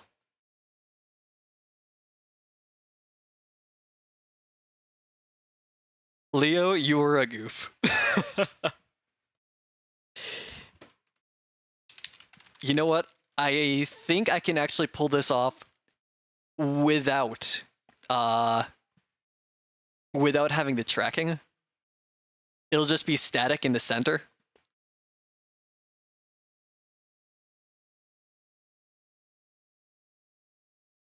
But this will work.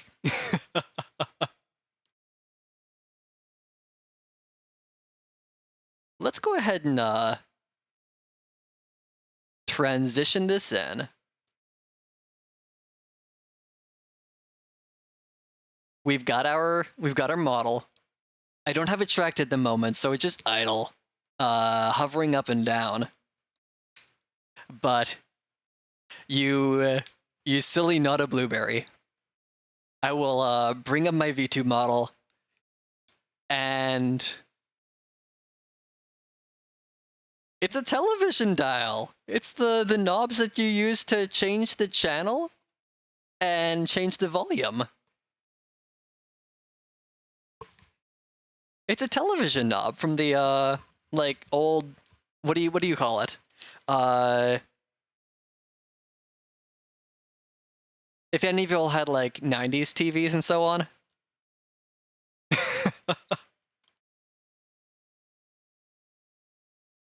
But if they were circular instead of oval, I think that would only make the case even harder to dispute. You, goof of a not a blueberry. Love you all the same, man. Where did I put it? There we go. But hey, hi, hello, howdy. I am technical.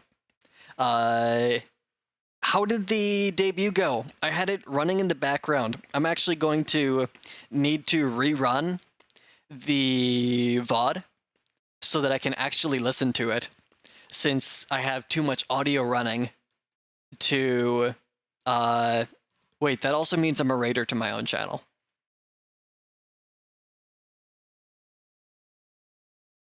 Leo, I have too many tabs of myself open now. Leo, you introduced me to Nomi.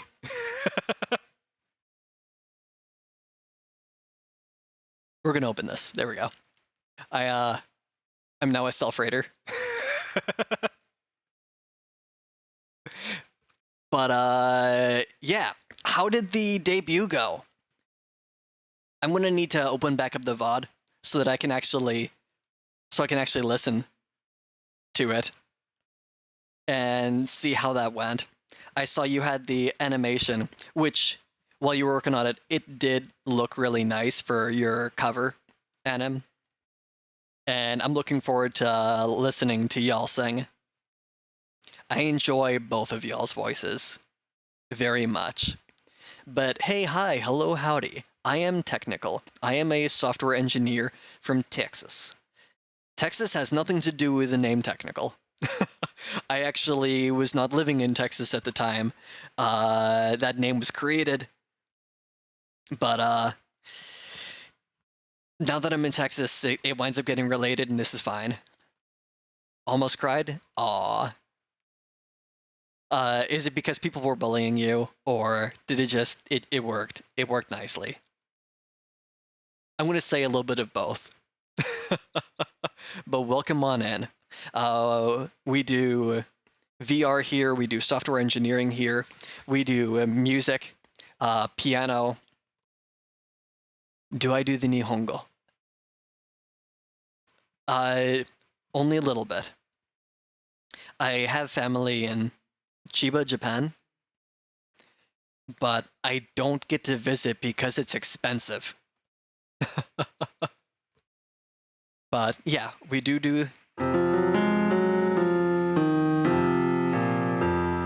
the keys, a little bit of scuffed programmer art, and some casual gaming when we're not doing any of the above for programming, music, modeling, or sketching and draft work.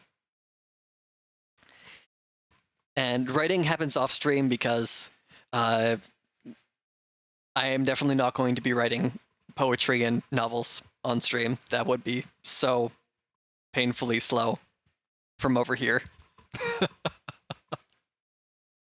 But thank you for the raid, friend. I hope the debut went absolutely wonderful. Like I said, I'm so looking forward to watching that. This story, it was basically a goodbye video for Suki. Okay, that's actually making me cry a little bit right now. Okay, yeah. Yeah, I hear you. I hear ya. Aw. I understand. ちょっと Decoru is more than enough Decoru for me. Yeah. Read the description before the video. Got it. Will do, for sure. For you, those of y'all that were already here, if you don't know Leo, Leo is a 3D modeler and animator, and today did a debut of a song for another one of our friends, Tsuki. They have retired under the Tsuki name is no more. We will miss Tsuki. Our angel friend comes by to give Leo hugs and pats and keep Leo from crying about Tsuki no longer being with us.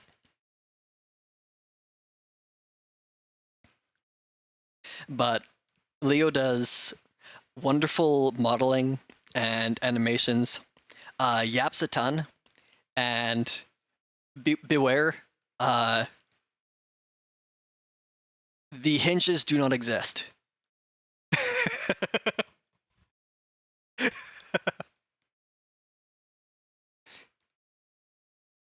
What do you mean, beware? I mean, beware. The hinges fell off a long time ago. Don't tell me that isn't the case. I saw that coming in with that raid message.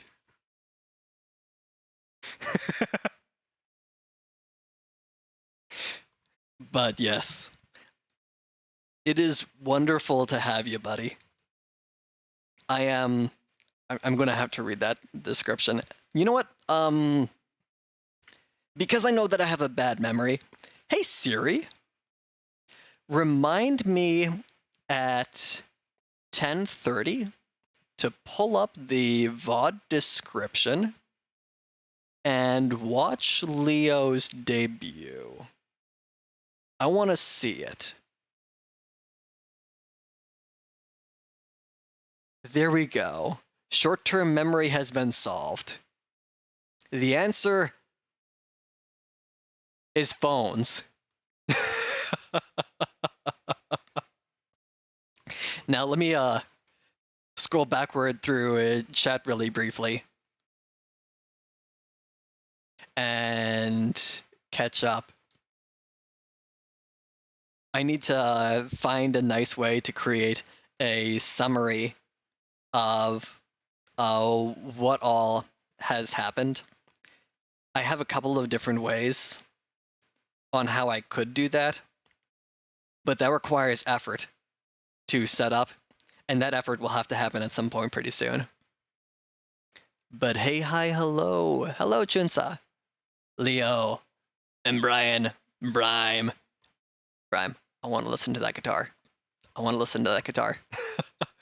Colossus Senpai. Nomi.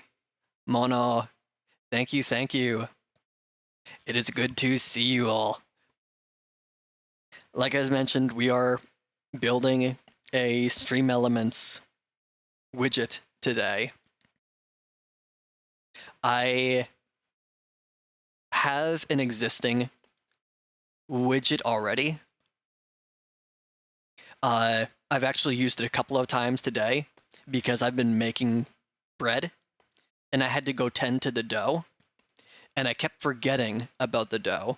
So we've used our own timer that we developed and we're in the process of redeveloping to provide for free to streamers to remind me that I need to go take care of the dough and stretch it and get it to continue to rise. So this 10-minute countdown timer I actually used to remind me, go take care of the dough. Jetpack, good evening, how are you? What kind of dough? It was a sourdough pizza roll so that I could throw that into the freezer and have some pre-prepped bread to just toss into the fridge, warm up, and then throw into the oven for a nice, quick and easy, but also yummy dinner.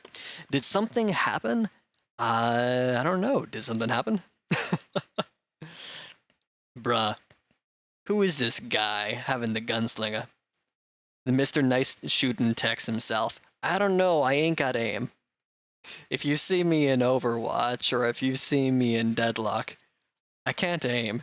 That's why I play support. Good evening, friend. How are ya? How are ya? I hope things have been well. I haven't seen you in a little bit, but I've also been busy, so I haven't seen a lot of anyone in a little bit. Sounds delicious. Yes. I love my bread. And oh my goodness, Teshi's emotes are adorable. I use post-it notes. Yeah. If I used post-it notes, I would burn through so many every year. Instead, I use Krita for my notes.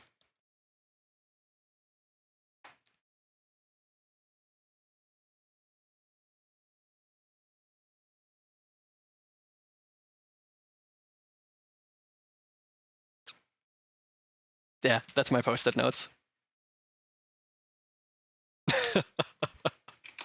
Don't mind my rather illegible handwriting. It's generally enough for quick notes and for draft work. I play support where I can shoot my friends instead.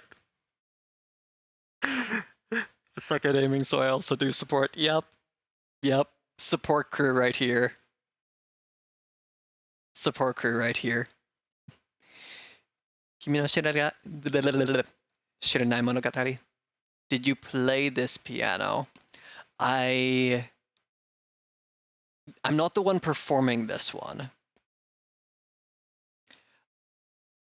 I actually have this on my list to learn all of these in keys because I want to be able to cover some of these at some point.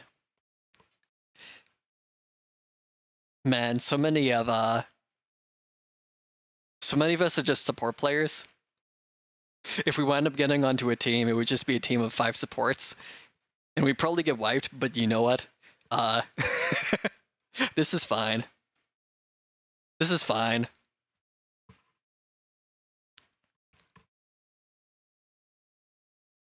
I mean, all the people out there are just really cool individuals that want to support each other. So we wind up just being an entire team of nothing but supports. You say, haha, you're not going to be able to take us down because we out-heal you. Shadow, I've been debated. Oh. Good evening, Shadow. I see what you did there. I see what you did there. I appreciate you. Good evening, friendo.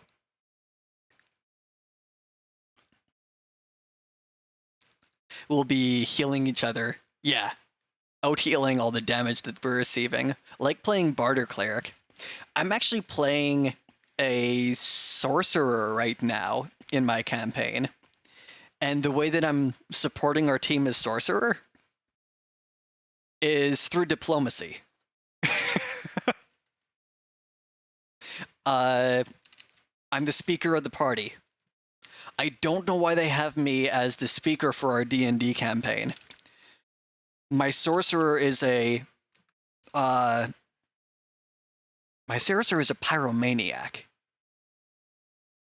Yes, pyromaniac. Sets anyone and anything on fire and prays to the fire. But yes, angel beats. There's a lot of things in here. We got 200 songs that we're going through today with this playlist. There's a lot of good ones in here. I jammed to this. but set the entire... I've dealt more damage to my team than anything the DM has thrown at us has. No bosses, no big enemies, no groups of hordes of enemies coming at us or otherwise have done more damage to our team than my character alone has to all of us. Yeah. Back when there wasn't a cap on who you could choose, we played a team full of supports. I think we had one DPS and one. Leo, remind me, I need to send you an Overwatch clip where we had one support and 5 tanks. 5 Reinhardts and 1 Mercy. And we were laughing our butts off. Especially as I, playing Mercy, got played the game, while the rest of us plowed through as Reinhardt. We won, and to play the game, I was not with my team.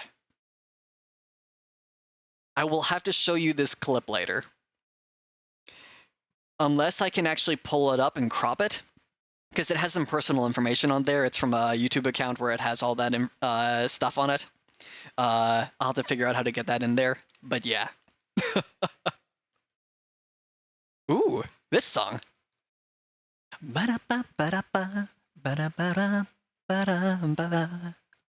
Okay, I'm actually just dancing here. A little white boy chair dance, because I am absolutely pale European white. But you know what? I know that I can't dance, and that's okay. But I'm loving this. Meanwhile, me as Warlock Sorcerer, Eldritch Blast X Infinity. Yeah. Yeah, that Eldritch Blast goes hard.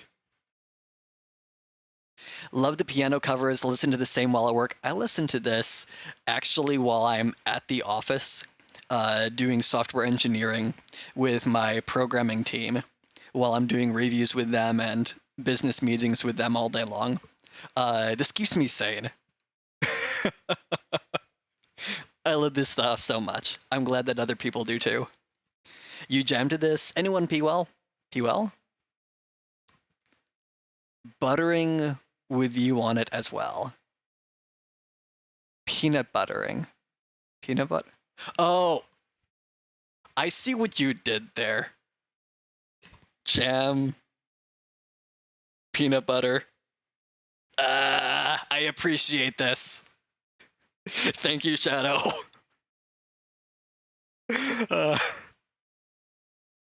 Oh goodness, second verse same as the first. Yes. Piano's just a guitar, but with 88 strings. And hammers. It's a percussion guitar. Right? Percussion stringed instrument. Is this the 200 anime piano song video? Yes. Yes, it is. And it's comfy. So comfy. Note, you will not hear this in the VOD. This is actually only to the live stream. For the VOD, we can actually send different music to that.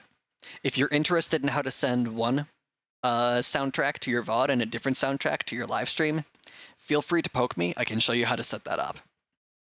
Look, no brain cell. I'm consistent in attacking. Yes. Second verse, same as the first.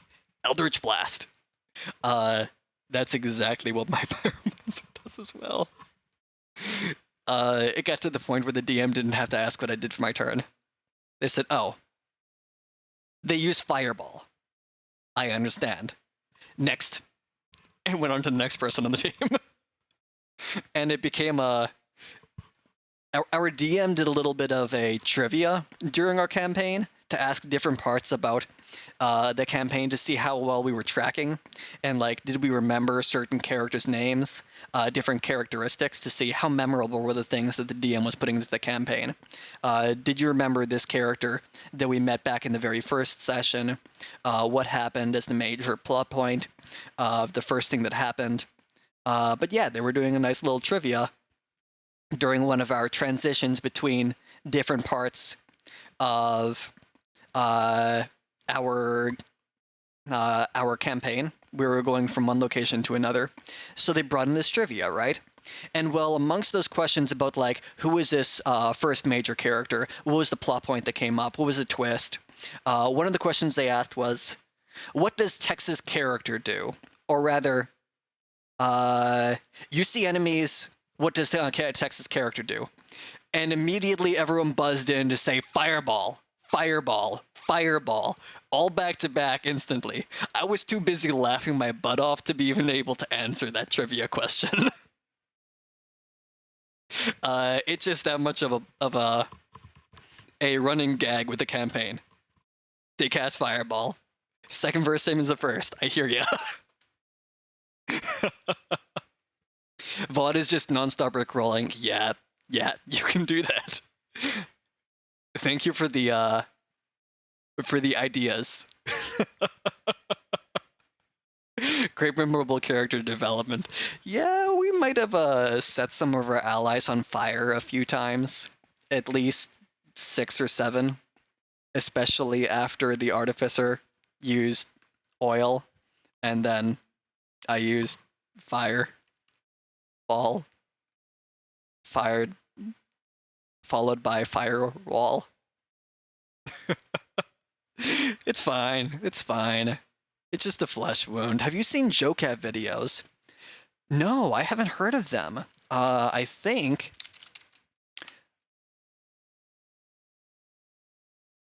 No, I haven't heard of them before. I do have that pulled up in another tab now. That looks very interesting.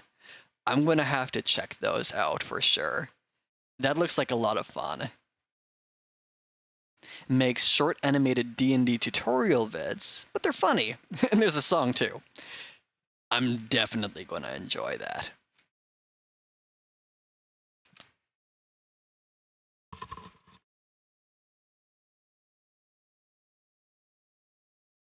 Excuse me, there we go. Just taking a sip of tea since I realized, oh, hydrate. Which hopefully serves as a good reminder to any of y'all who also might need to hydrate. Should send you some. Yes, I would love that. I would absolutely love that.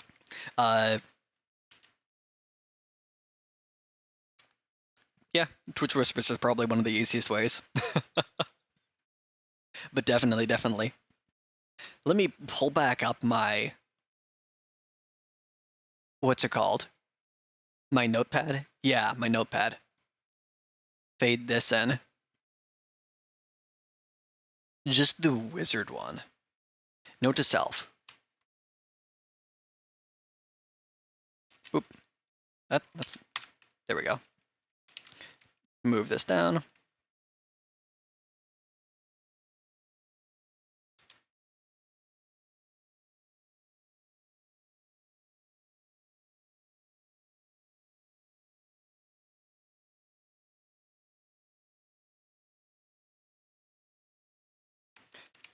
So just putting that in the corner there for later. What we've been doing here is figuring out how to make a StreamElements widget.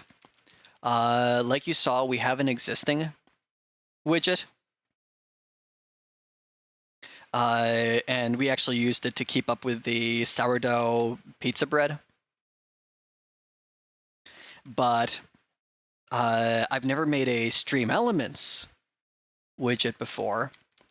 So we've been over here on the documentation, and we've been doing a pretty decent job at figuring out how to do StreamElements widgets from checking out the samples and the API docs. And we got a pretty good idea at this point. So we're almost ready to actually start developing this thing. If we come back over to our programming window here, and I realized I should not have had that in the way of it. Where we've got our animations, we've got our composite field to actually show the content, the elements inside the app. Wait, where's the HTML? There we go. Yeah, where we link into our body viewport, excuse me, create our elements, and actually render the stuff inside there for all of our content from the hours, minutes, and seconds. Rendering that inside the countdown on the screen. This is just HTML, which makes it nice and easy. And then everything else is handled by our timer. So we can use our interval and handle things pretty nicely with some persistent state and config from StreamElements. So we're almost ready to actually turn that into our own app. No idea what that says? Don't worry about it, Leo. I have no idea what it says either. Probably something like this. Actually, Leo, can you read cursive? I was getting a good laugh with a younger friend that just doesn't know cursive, and they were struggling so hard to read this cursive page. Can't read it all. Yeah, // is JavaScript. We're in JavaScript and HTML with this. Leo, can you read? I can't read it all. Konosuba! Yes! Imagine it just comes from me out of nowhere. Sorry, yes. Can you read cursive specifically? Since you were talking about the cursive handwriting, reading that. New generation tries to take over. Just write cursive. Yeah. A younger buddy was streaming and he had such a hard time because in the game, they had one of these manuscript pages like this, right? So you have all your nice, fancy looking stuff here. And I am not kidding. The entire page of clues in this game were nothing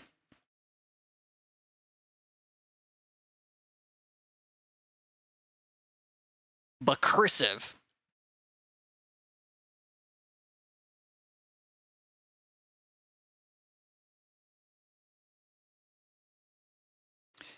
And he was struggling so hard to read this clue page in the game where chat hopped in and just typed out the entire thing into his chat so he could tell what on earth was actually in the video game.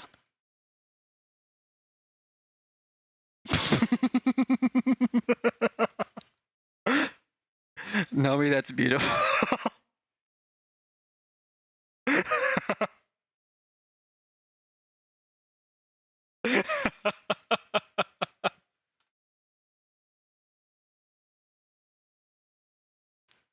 Oh no, how did I... You, come back to the center of the screen.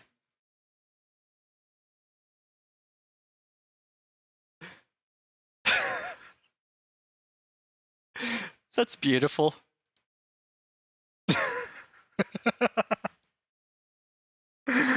Oh boy. Brime, thank you. Thank you.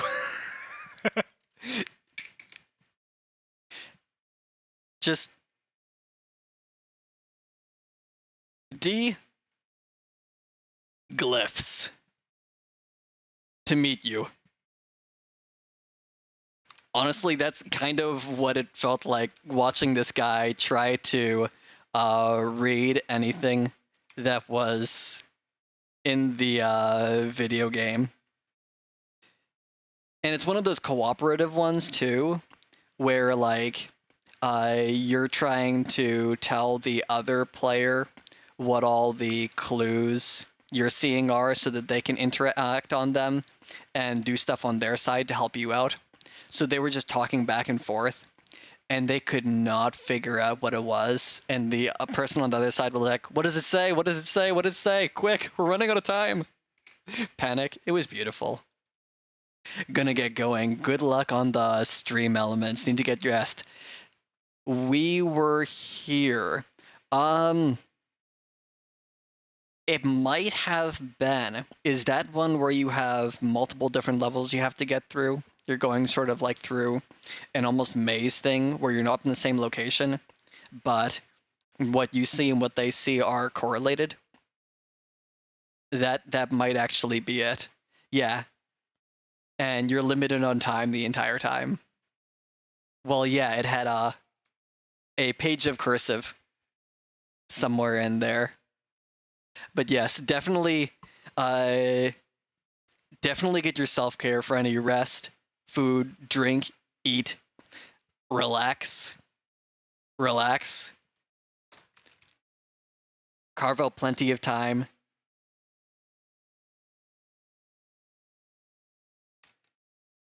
For any self-care that you need to do. And thank you for dropping by, friend. I love hopping into y'all's streams and hanging out because you have such fun environments, and I love seeing all the creative things that y'all make. Music, art, and otherwise. Including your cursed nut mix.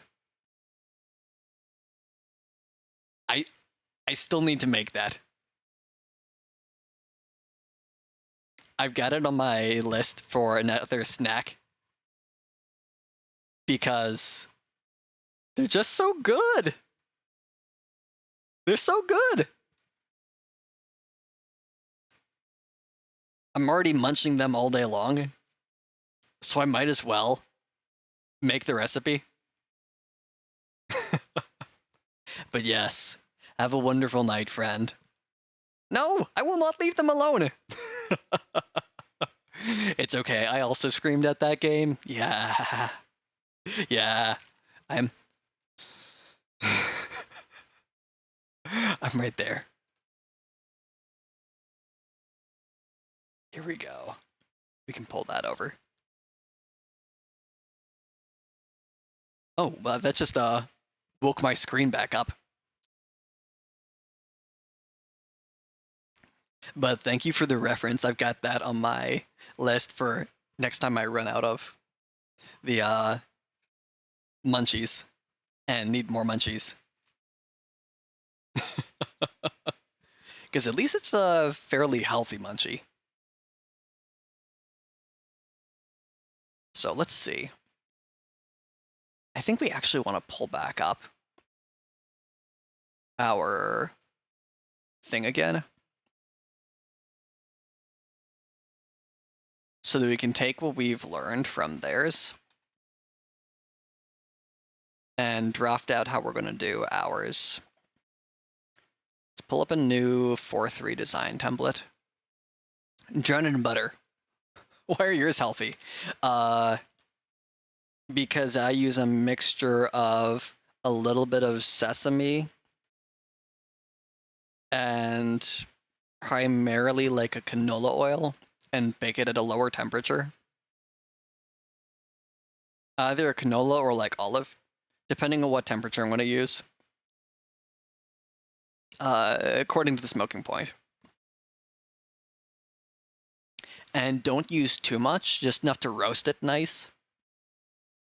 But then the seasonings, as long as you're not using too much, even butter is good with the salt, that makes it so beautiful. Use a fine ground sea salt and almost like a powder. It'll get in there really nice and just coat everything. Also, I can turn off that timer and mix that a little bit more. More like that, yeah. So we know we've got a composite field.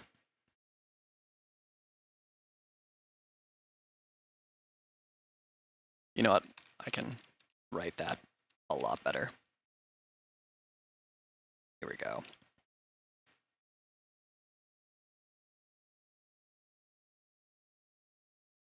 We've got our composite field.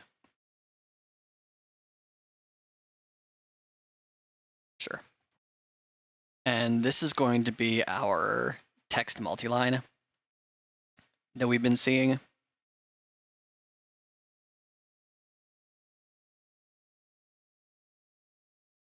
Oh, what do we have here? This is our primary timer. Events.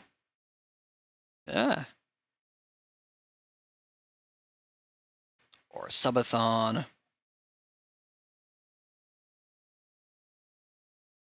Etc. Whatever purpose that you want to use that for. Is that Nito? Nito? Thank you for the follow. Hello. We are making StreamElements widget. Or rather, we've made widgets for other systems before, and we're figuring out how to make one for StreamElements now. Because I don't know how to do one for StreamElements, even though I've done it for other ones before. So we're converting a timer application, this right here that you see down at the bottom middle of the screen behind the draft, into a StreamElements overlay so that streamers can take this as a free resource and pop it into their streams for a customizable either count up or count down timer. Whether that be for boss events, countdowns for subathons, challenges, reminders, or otherwise. So this will actually be a StreamElements widget that anyone can add to their streams. The primary intentions are that it's fairly customizable in terms of the visual display, so you can control how you want it to work. And it's primarily managed through commands, so that you can, through a variety of timer commands,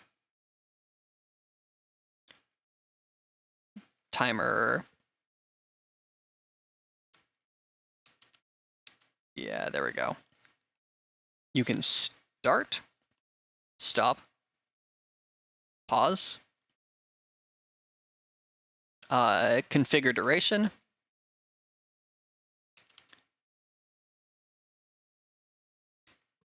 and a whole lot more. As either a mod, VIP if you configure it that way, streamer, or however you want it to work. The main thing here is configurability, so you can set it up for whatever you need. To count down from 10 minutes, count up from 0 to show how long you've been going for, or otherwise.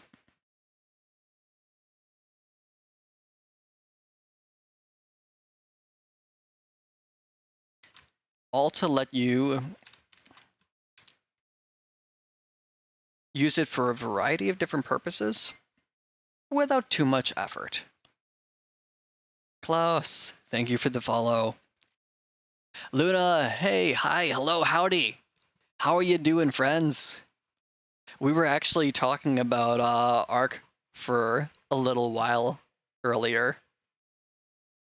Well, Nagiri and HF were in here. Don't tell Arc that we were gushing about him.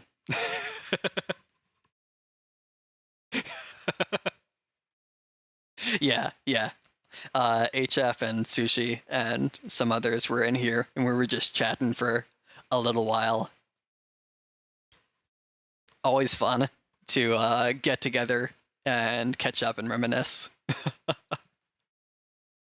Because we were talking about raids and how we were finding people through raids, and I mentioned, hey, yeah, I actually found Arc and therefore HF because of raids, and we were going on that for a little bit and chatting about Arc for sure for a while in the process. Sounds pretty cool. Yeah, I'm looking forward to putting this out there for streamers to be able to use nice and easy. Especially since the primary motivation for making this widget was a streamer had mentioned a while back, hey Tex,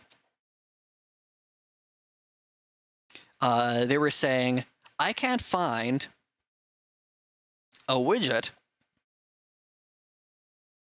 that'll let me put a timer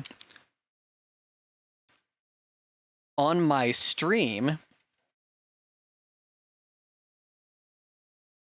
that'll let me use commands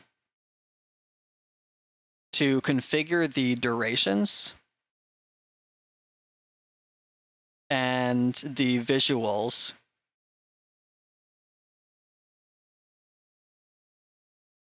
to do a subathon. They couldn't find a good paid or free one out there.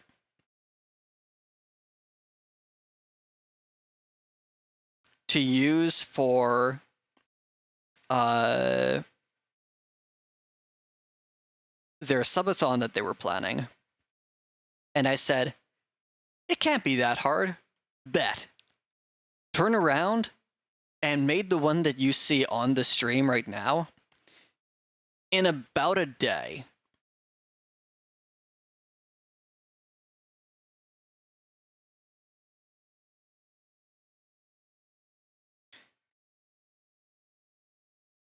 Because I thought, it can't be that hard. And I did prove it. I said, hey, it really isn't that hard.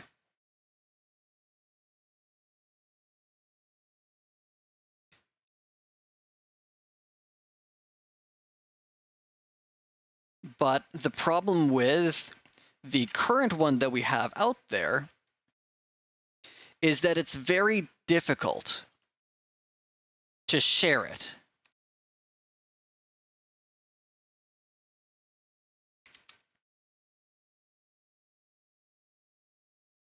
So our goal, we developed this for Mix It Up.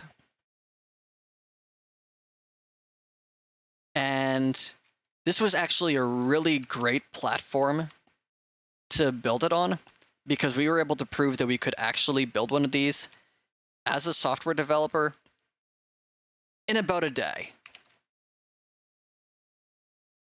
It has approximately 16 commands and a ton of customizability.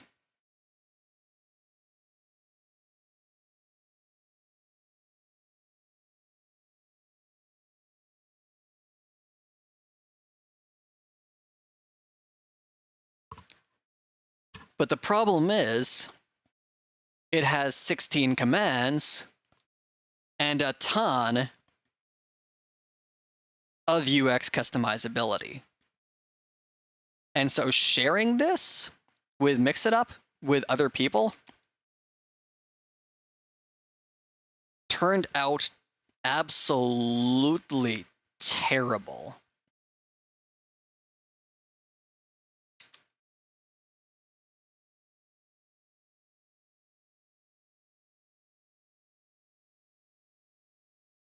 You know what? Yeah.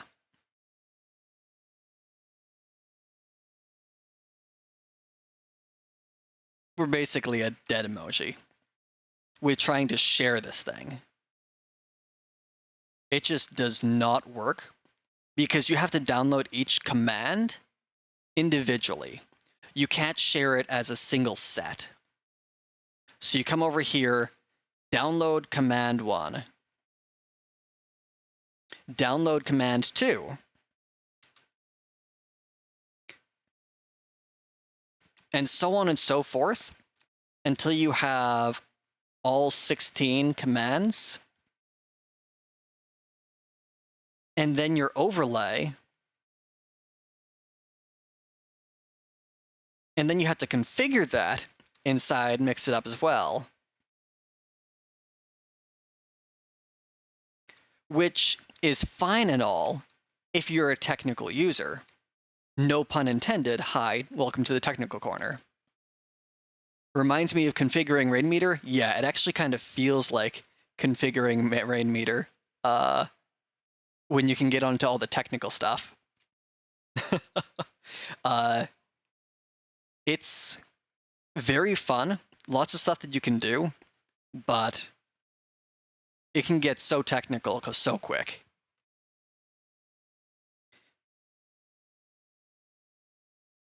So we're making this as a StreamElements widget instead, which actually still kind of feels like customizing Rainmeter, but also like Rainmeter, you only have to download one thing to actually pop it into your setup, unlike the stuff with Mixitup. So yeah, absolutely spot on. It feels a lot more like that as a great analogy. I'm actually using Rainmeter on my computer right now. It's got my system CPU usage, RAM usage, timer, etc. Apparently my CPU usage is almost nothing, but my RAM usage is near 100%. This is fine. It doesn't matter that I'm using 40 gigs of RAM right now.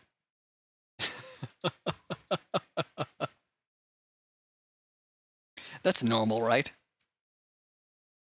Why aren't you using all 64 gigs of RAM? Or all 8 gigs of RAM? Excuse me, ouch, I just smacked my mic. Heard that one since I have in-ear monitoring too.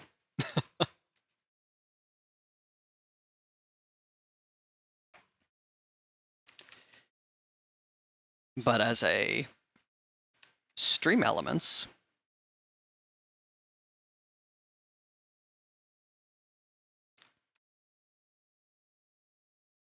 one download. Actually, you don't even really need the download. You can actually just go in, browse, and select.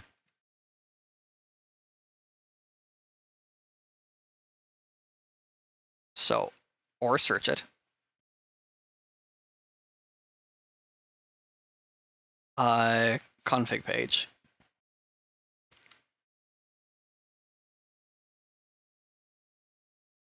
In your browser. And then same as with Mixitup, browser source.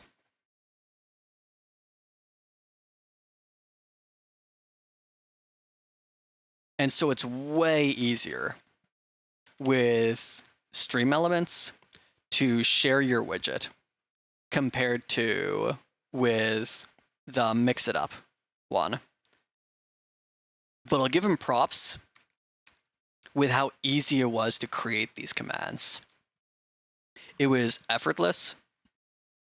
So if you have ones that you want to make for different one-off purposes that you've got, Mix It Up is definitely a contender for saying, this is a niche thing that I want to do that I don't really want to share. I just want to set it up on my stream. So you can come into their command system and set up just about anything almost immediately. It's actually how I have that shoutout that I used earlier. I'll just run that again, actually, to do that, plus the regular shoutout, and usually a clip, although I had the clips disabled at the moment while I fix that, all at once.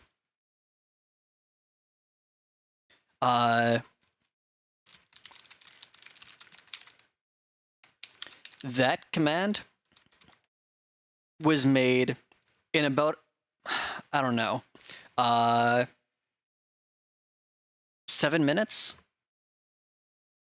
using Mix It Up's command setup. It's very convenient for streamers that have niche uses and want to get something going really quick. But you do need to run an extra piece of software during your entire stream to do it, which isn't bad. It has some nice stuff, but you do have to commit to it.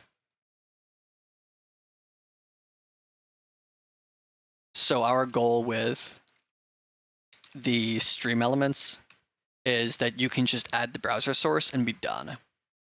That's it. You don't have to worry about anything else. You have your account set up.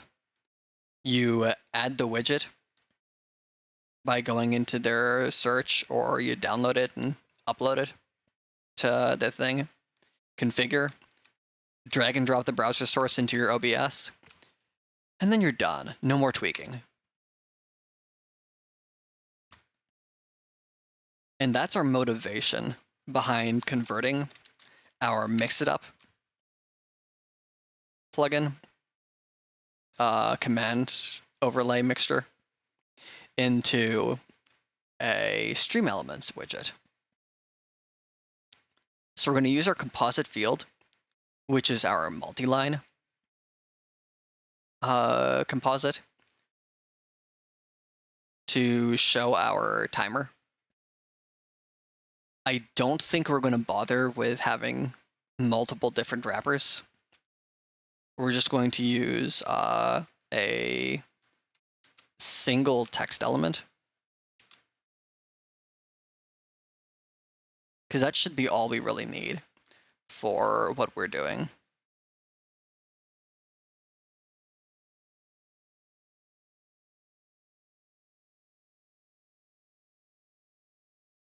And that's going to be formatted as hour, minute, second, and then your nanoseconds, which should be, what, Z or M?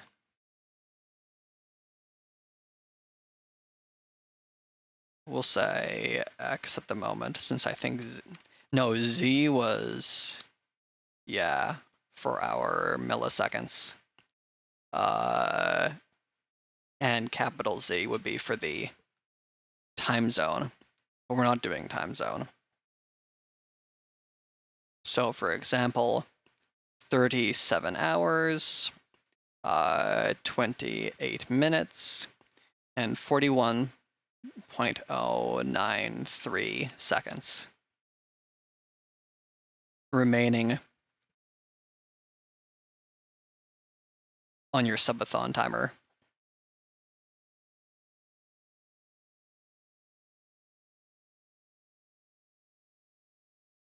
And that's all we're going to need for our purposes with this widget's appearance rendering.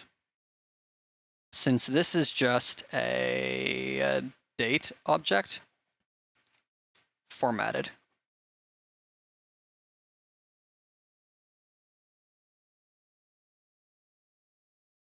And that'll be enough to get that to render on screen nicely.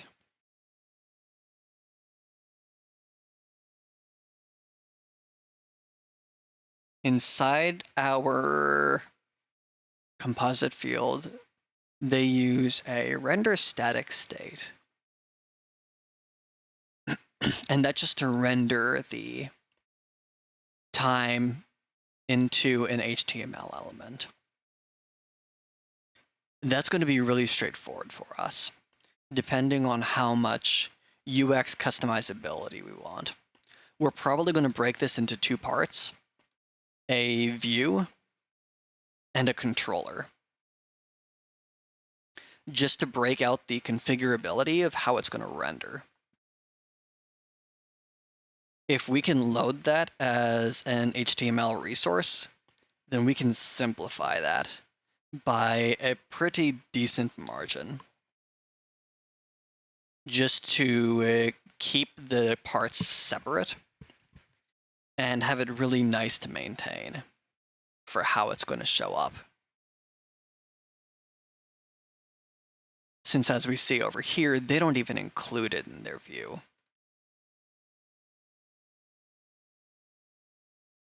That will help us, probably provide us a little bit of value for our copy of it. We do need the config data changed handler. So if that anything comes in from StreamElements on changes to how it's set up, that it actually updates the widget when that happens, since that's where all of our config is going to be stored in the StreamElements version. And that pretty much covers everything.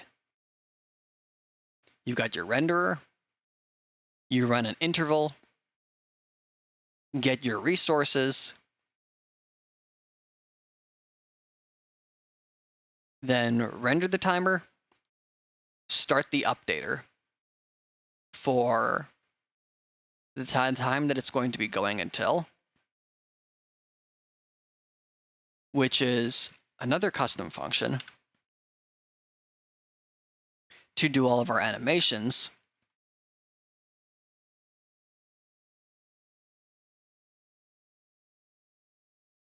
Tens and ones.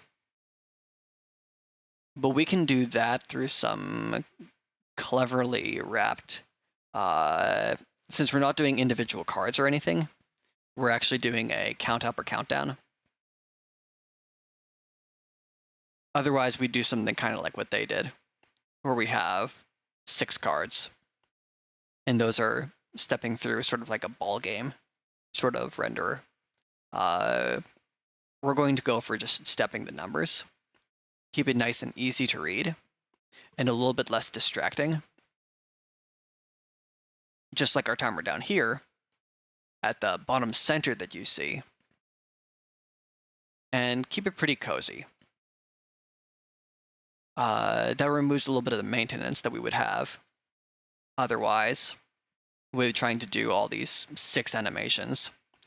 Reduces the compute cost for sure. And we can be a little bit more fluid with how frequently we update it, just because it's not going to cost as much for each individual update. And then get our start going, and return the controller that has the dispose for when the thing is taken away, the HTML element reference, which is a getter, and then the schema for our composite field. Doesn't that come from up here? Yeah, composite field metadata, type animated timer, Text multiline.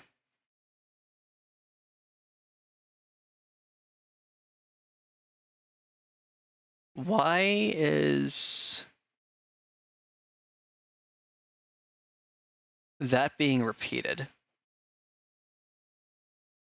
This is the field definition. This is the field value schema. I see. Default and actual with value.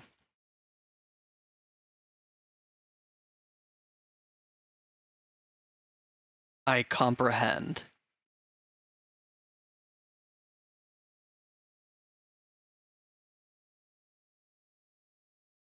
I perceive.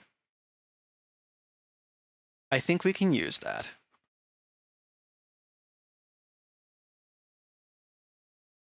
So let's switch over to our project. If I can remember where I put that.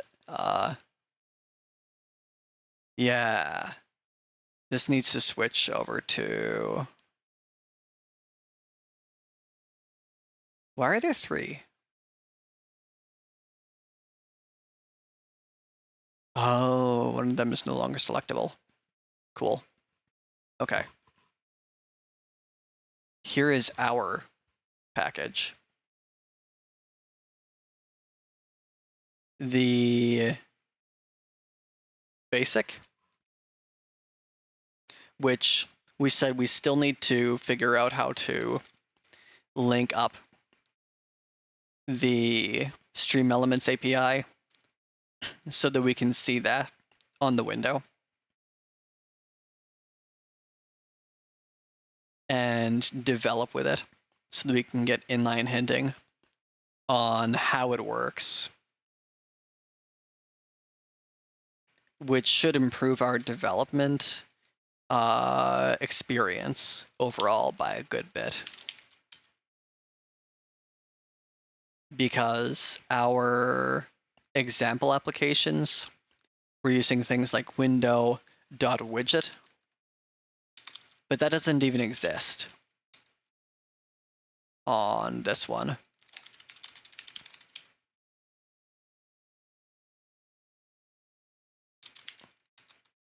We want to register a composite field provider, but our syntax really has no idea what's going on here because we don't have the API. 4 spaces? Yeah, that's fine. We have a get composite field metadata, and our display name is going to be, what's the name of the project? ChronoTinker.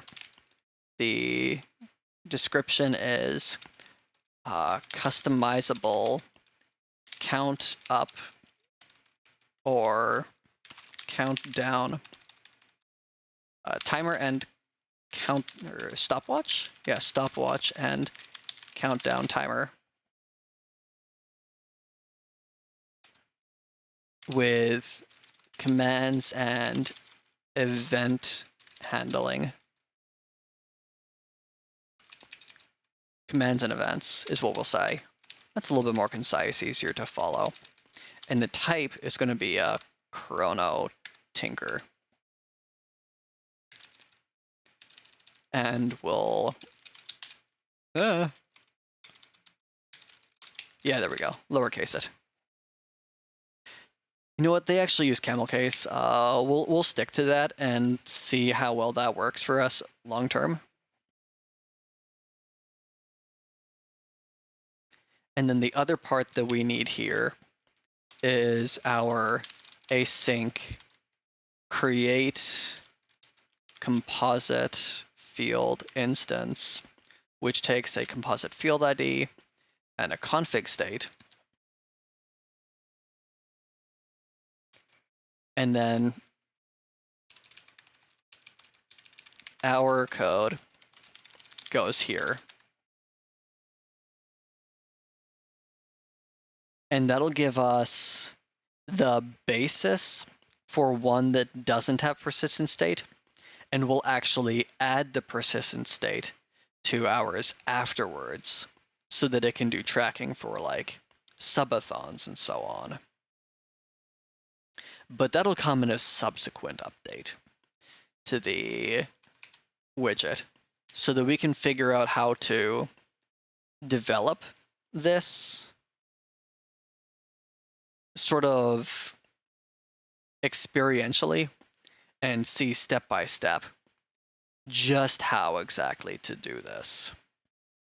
That should make it a little bit easier to follow and let it be building up one step at a time. Now, we are at the 3-hour mark plus a little bit. So we are done for the day. But one of the things we've been talking about a lot recently has been Monster Hunter, because the Monster Hunter Wilds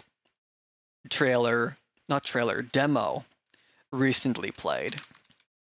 So we've actually got a special friend that we were talking about a little bit earlier here that we're going to go say hi to. Don't spoil the surprise for them, but